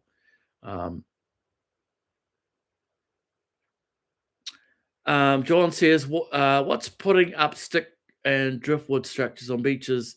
See them here on South Coast, New South Wales, coast beaches, same in New Zealand. Really, John? Yeah, there's also somebody in California who does structures, just structures. Uh, they have a disclaimer on the video that says this is for educational purposes only. I don't exactly know what that means, why they're saying that, but they now here over at Cornwall Park, One Tree Hill, there was a structure in a fenced, a roped off area by the curry trees there.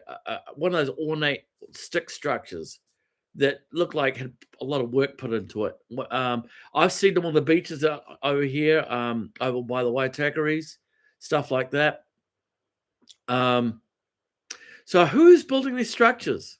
Now, obviously, kids could do it, but some of these really big, like go to the mountains and these things just show up. There's a local park where I've seen stuff like I gotta wonder. You gotta wonder, Um,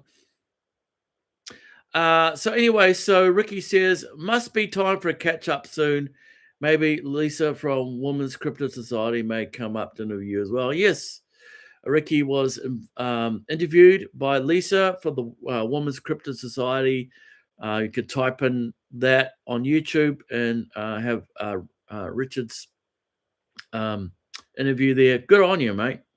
That's good on you. It's nice to have a little bit of company out there with people getting interviewed. It's nice because skeptics look at me and they, what, you're the only person that's talked about this. I've never heard about this. Blah, blah, blah, blah. I've hunted in the bush for 50 years. Whatever. I've never. It's funny that people say that like their non-experience somehow overweighs everybody that's had stuff. It's not guaranteed, and maybe it's a personality thing. Maybe some of these beings. I remember one researcher who's been doing this for a while says that the Bigfoot people don't like people with stink personalities, mean people. They do not like mean people, and so it might mean that there's a sort of emotional intelligence. A bit like the Jane Goodall approach. You go into a group of chimpanzees and you go respect. You don't want to be torn to pieces. Go with some respect. And some people it just doesn't. They want to troll, but they can't get it. They don't get it. Treating something else with respect will get you that. And then again, there's the wild animals that they'll eat you for lunch. So, but anyway, so these highly intelligent beings. So, where's this all going? So I start this off, and I open this up with my my trailer for the documentary because it has some of the voices I recorded at the beginning of the trailer. Some of the voices. These beings are out there, people. When you drive through there, they could be watching you. They could be watching you there, hiking there with your pack on, strolling through the Kramatura track or wherever in South Island or whatever. They could be watching you along with other beings, talking about you. Well, I know that these guys that I connect with, they know all about me and my life, Mr. Mark's lives, broken marriage, and all life drama and all this other horrible stuff. And it said Mark nearly died, and one of them said, "I thought you were going to die." One of the ETs said, "I thought you were going to die." I've had many experiences where I've nearly bloody died. Numbing, diving, climbing, and motorcycle stuff, and a bunch of near misses, like people driving through red lights, on drugs and stuff like that. Yes, you are correct. We are all friendly, nice, energy people. Do not walk it with loaded 308 rifle scope like Piggy. Exactly. If you're going to bag one, you take the Dr. Grover Trance approach. If you go with that mentality, I want to bag one. No, you're going to be all you're doing is chasing footprints, and you probably won't ever have an experience, and not a positive one either. For some, they're able to see people's motives because they're highly intelligent beings. People just don't get it. A lot of people just don't get it. Well, how did they get to New Zealand? Did they swim? Well, how did the possums get here? Humans brought them here. What, something else more smarter than us? Something smarter than us that flies these things, or maybe some other really exotic means. They do mention portals, bush portal. They have mentioned stuff like that, and some of my recordings as well. Um,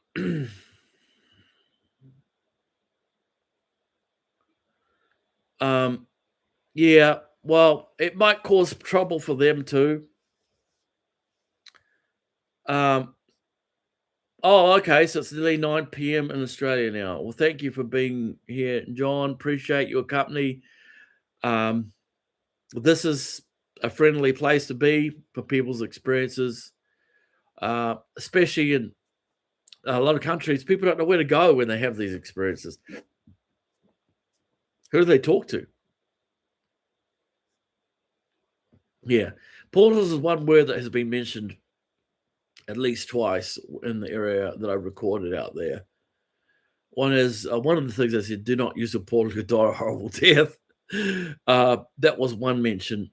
And they mentioned something about they escort you to meet the Marder rolls as well through the radio con. I mean, the stuff that's coming through is not broadcast. It has everything to do with what's going on out there. And I don't know. When you put a lot of time into studying this stuff, you see things. You notice similarities, with things that are going on. You read other people's stories. Maybe there's things that they say that you can identify with what you've experienced. That's the advantage with going and taking the boots on the ground approach. Yeah, there's quite a few in the USA. That there's a guy up in Canada, guy that goes in Crocs, timber giant Bigfoot. He's like he walked up on them. No, coracle head. He's got seems like a baby. I think I did a review on one of his videos, one or two of his videos, and I saw mimicry. This Bigfoot mimicried the sound of a barking dog to throw him off, because somehow it's very hard to freak them and surprise them. But they have things they do that will try to, they can do to throw you off. If that doesn't work, there's ways that they can get you to leave. They can be very intimidating. Nate Rio, Utah Sasquatch, is a man that I followed, particularly in the early days. Very good at details like following their trackways, pathways. He found them up on a mountain where they're habitating, the structures first. He's walking around in the video. He's talking about this. Now, you can go to Haunted Man if you want to see this video that I'm talking about. That's unlisted. He walks into the area. There's all these structures, the tree bends, the teepee structures, what looks like Sasquatch fencing when they pull down, like tree trunks, and they put them into like a fork of a tree, but like we would fence off a farm or something, like sort of property, which I suspect is quite rational. That might be. But anyway, so he walks up to this area, up this mountain, and he's on his phone. He's talking about, oh, look, there's this structure. Oh, this is strange. All these weird little structures. Then the strange bird sounds start erupting. And not long after that, clock, wood knocks start knocking, and then the voices. Sorry, hard to even attempt that with a sore throat. But anyway, it sounded a lot like the Sierra Sounds recording from Ron Moorhead. The Sierra Sounds recording. Now, I got interactions like that where I go, the howling, the stones being thrown, I get both the Bigfoot people and the ETs. I get them both showing up. It's why me? I'm still scratching my head, still trying to figure this out.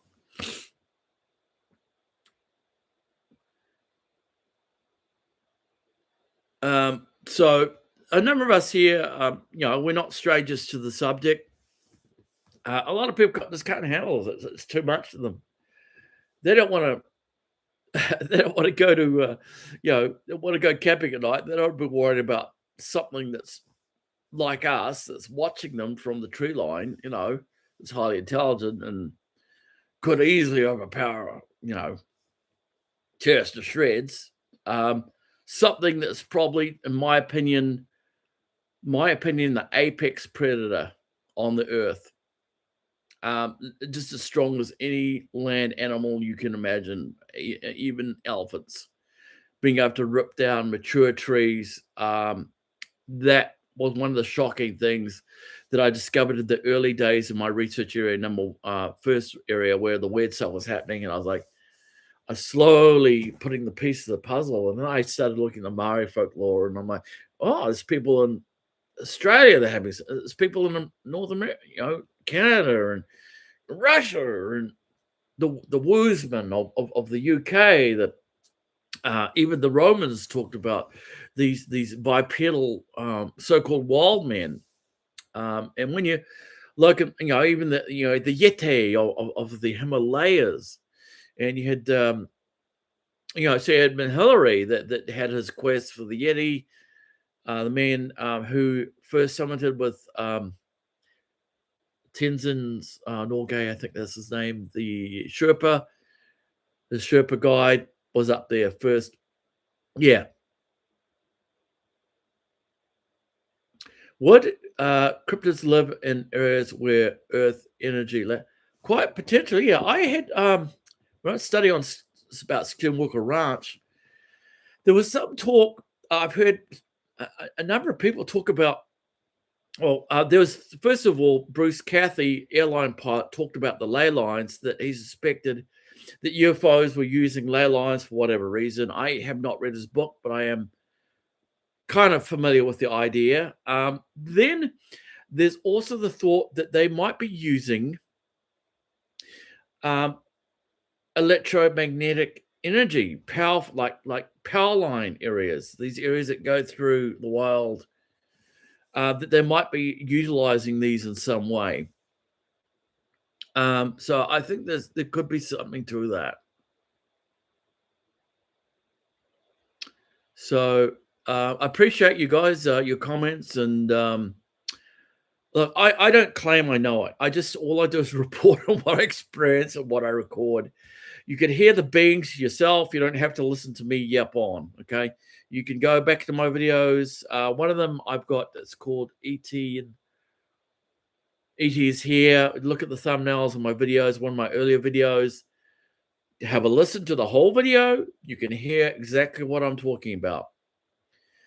No skeptics that could contact me and say, well, we don't believe you. We think you're loopy. You're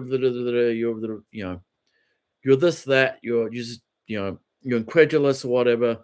They have no explanation for these strange voices.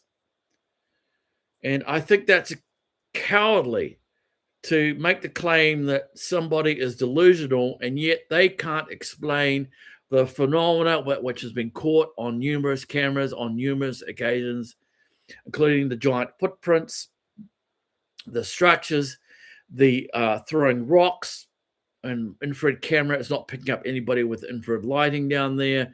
Thermal camera is not picking up anyone. Something highly intelligent that can mimic wildlife, that can run circles around us. They are at home in the wild.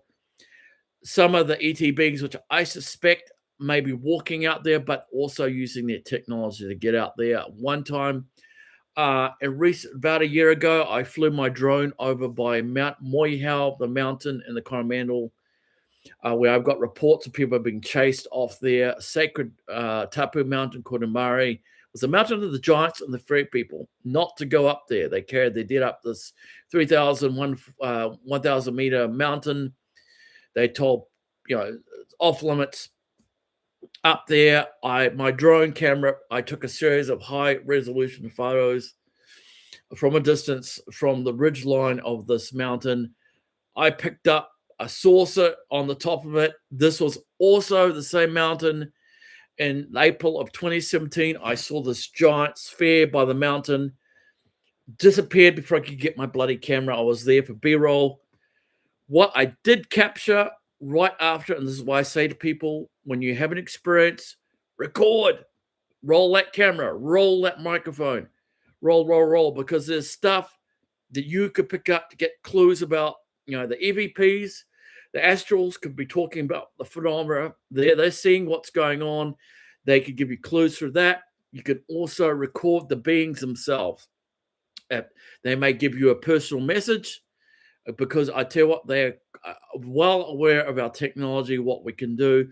The mics I use can pick up 1,500 feet.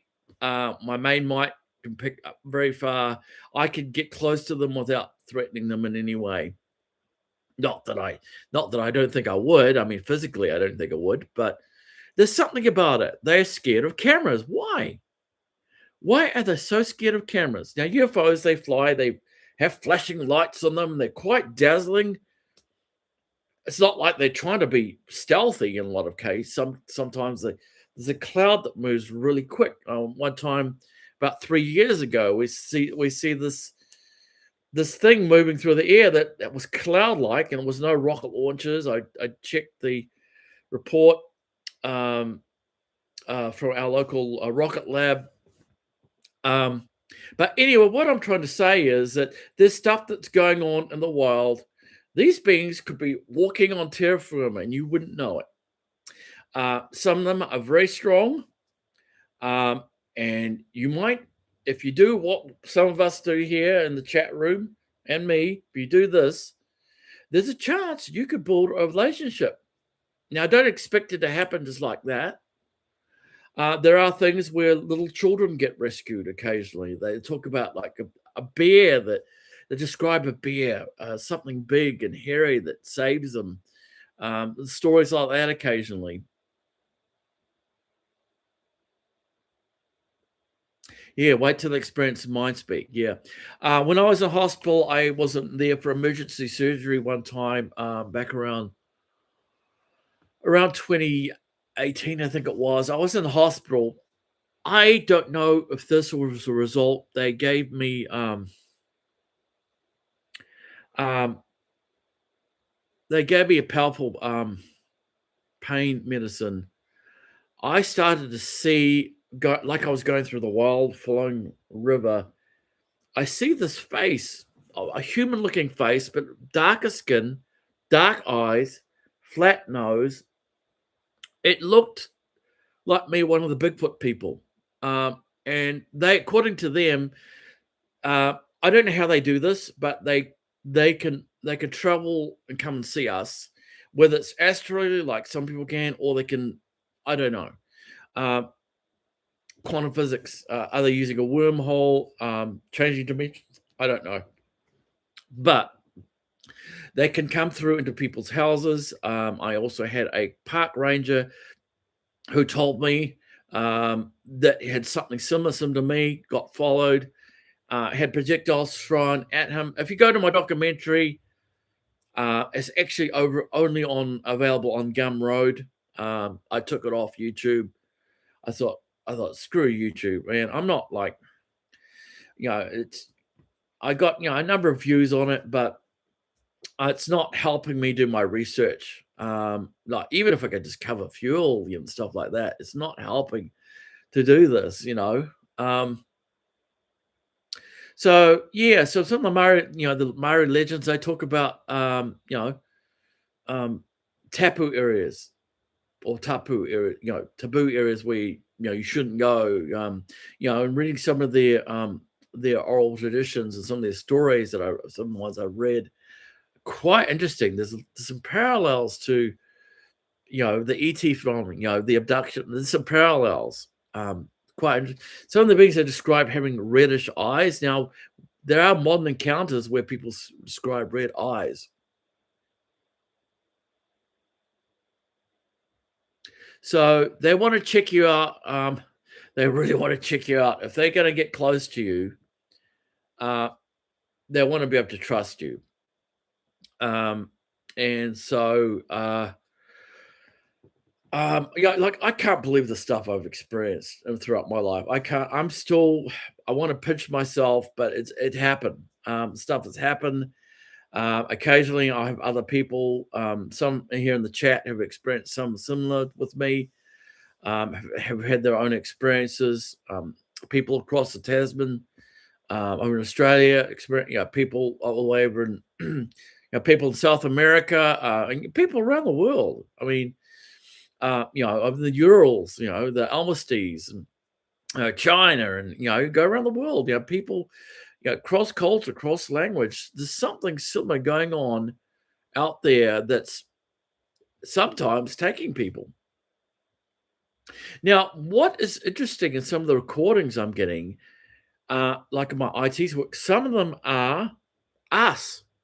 When I say us, they're talking about the ET beings, but they are amongst them. So I'm assuming they may be abductees that were taken and they said, "No, I'm done with society. I'm sick of paying tax. I'm sick of I'm sick of whatever." They have, like Roy of Close Encounters of that kind. They joined them and they went there, and they live amongst them, which would actually be useful because native uh, English speakers, if they want to communicate with someone, for them to get messages through, it helps to have a native speaker because when they talk, a lot of it's not grammatically correct the way they speak, like you would imagine, say, for example, a non-native English speaker. This is the same with any language, right? If you're learning another language, you're going to make mistakes and have flaws in the way you talk to compared to a native speaker. Um, that's a really good question, Slitsy. Mark, do you think that Matthew is one of those abductees? Well, according to what I recorded, particularly back in 2021, I've scratched my head like, am I dealing with ghosts that are following? I know there are ghosts that follow UFOs. They follow UFOs.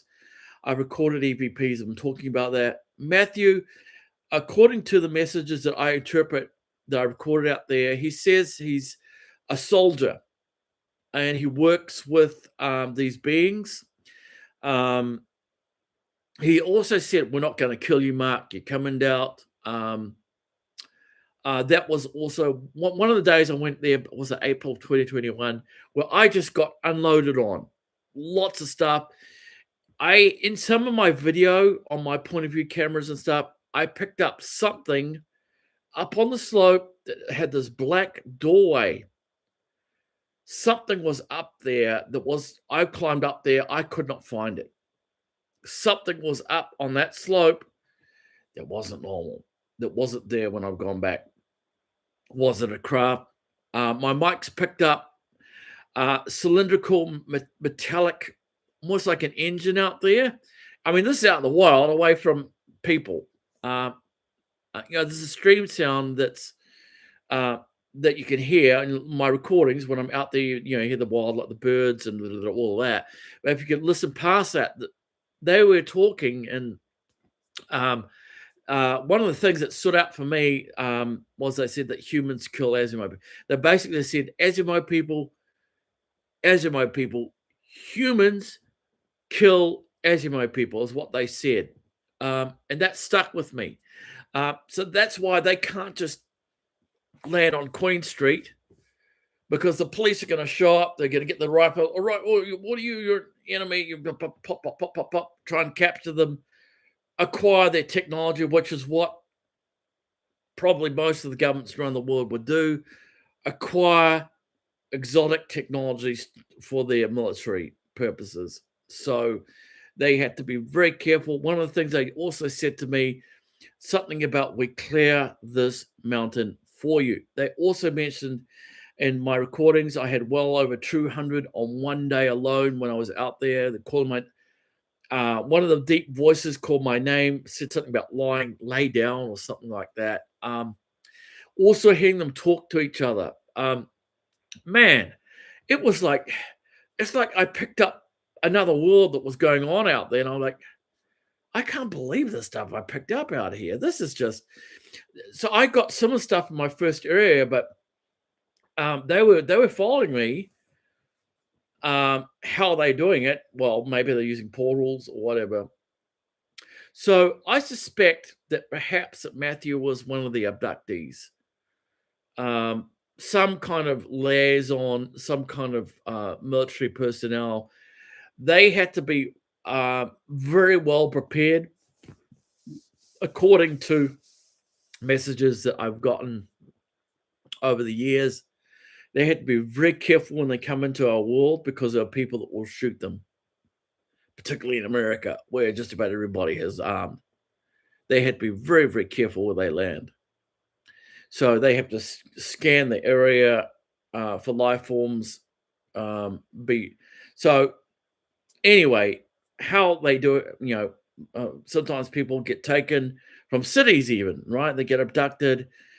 People describe getting taken through walls, like they float, like almost like an astral kind of experience. They get taken through the ceiling, through the window. They pass through a physical object, seemingly impossible. I've had out of body experiences, so I don't know. But then people end up with physical marks as well. Abductees that come back, they're dressed differently. I remember a lady that I spoke to not too long ago who said, I recognized one of the people I saw on the craft. And she spoke to them. I think was this in Australia? I think it was Australia she's talking about. But anyway, so people, somehow some of them they use tech. They can, if they really want to get you, they can. Yes, humans want to take Bigfoot people too. That's why I don't want the public knowing where they are. They have families there, little babies. Yeah, just like Nate Rio over in Utah, I was talking about half an hour ago. Nat Rio, he was a bloodhound for finding their structures, their pathways where they walk.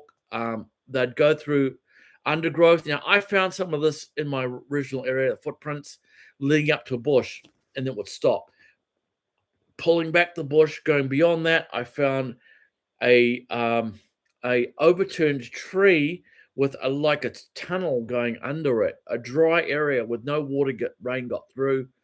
A lookout over this gully, very well hidden. I said, wow, and it was dangerous. Like when I say dangerous, if you're not careful, off, you slip off that ravine and hit rocks below. You're not bloody dangerous. So a lot of weird stuff was happening.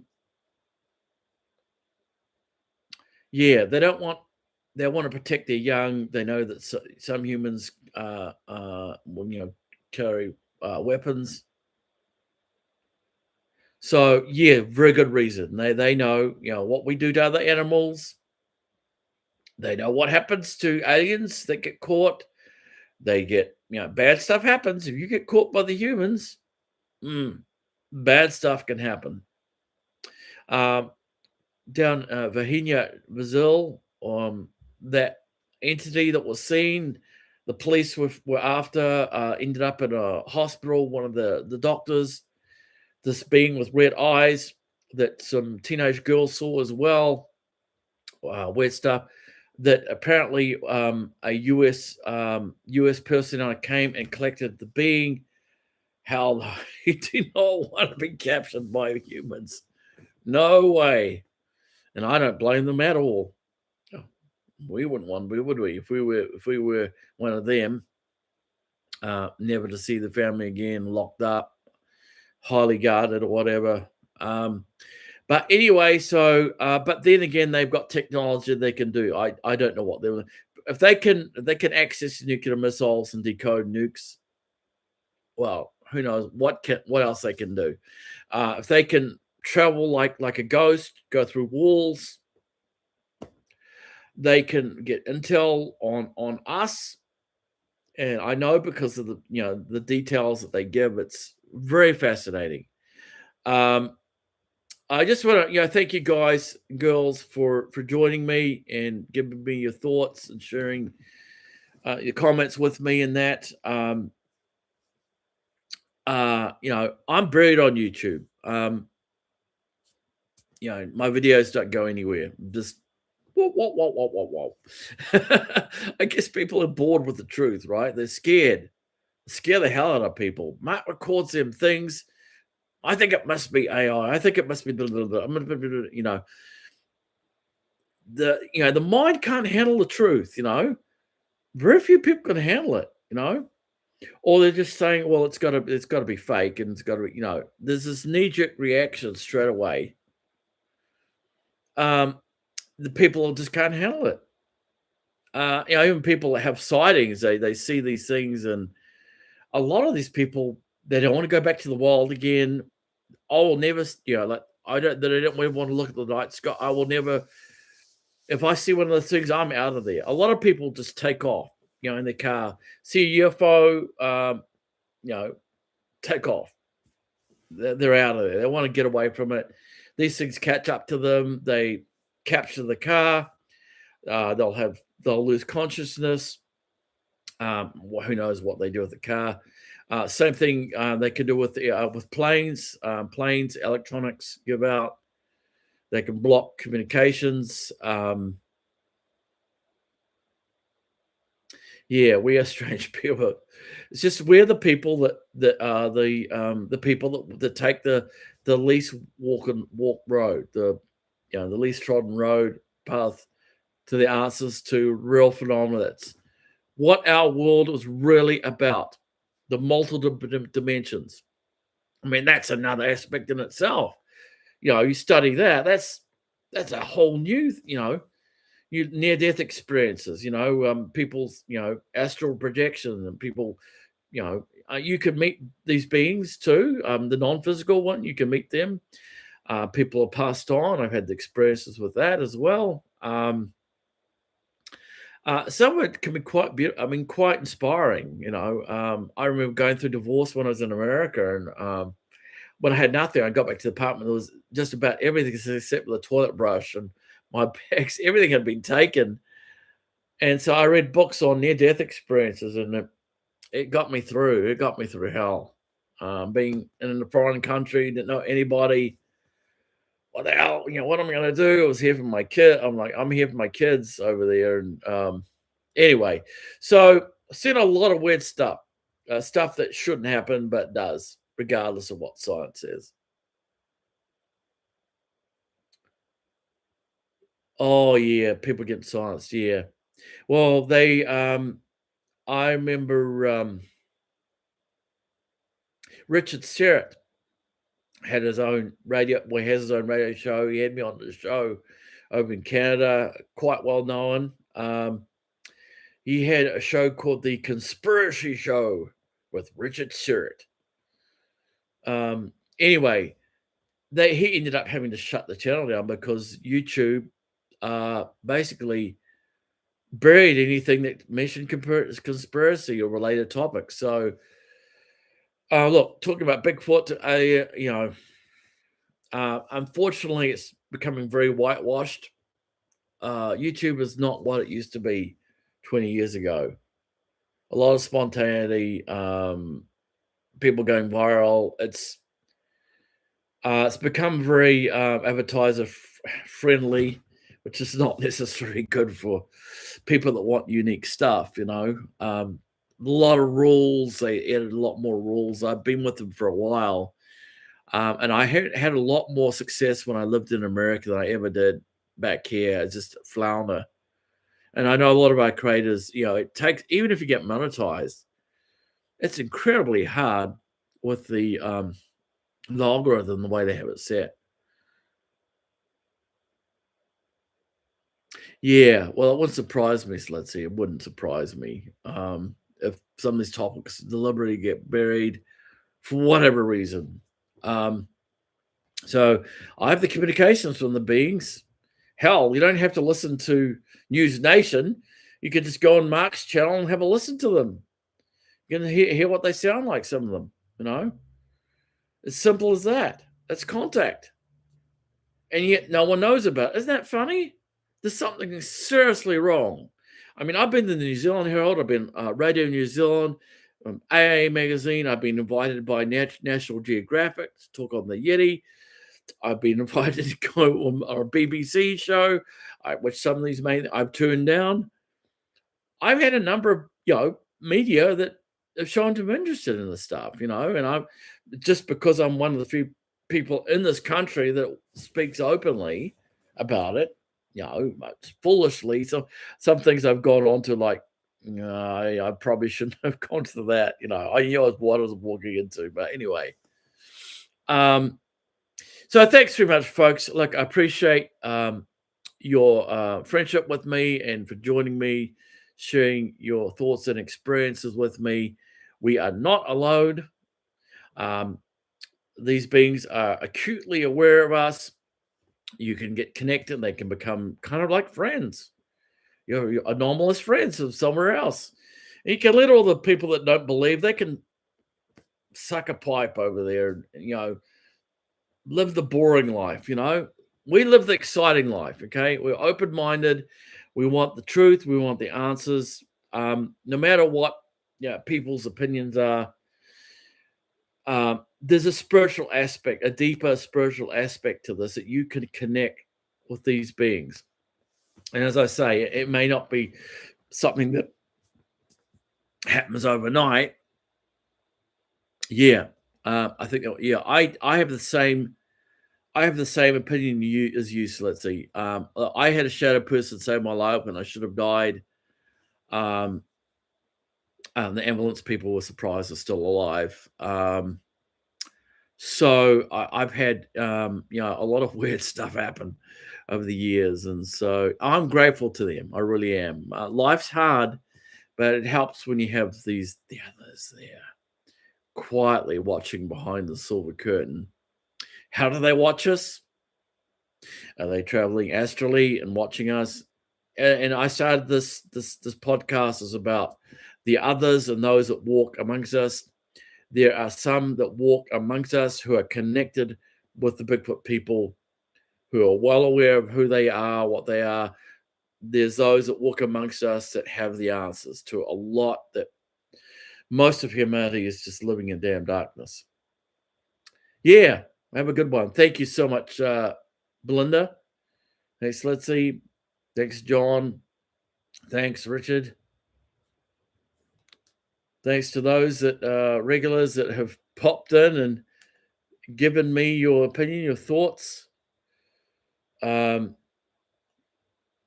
to all the others, the regulars. We have regulars. So hit that like button, and it helps a little bit. But really, just want the truth. Really, that's what it comes down to. It's not about making money. It really isn't. It's the truth, and the truth sets you free.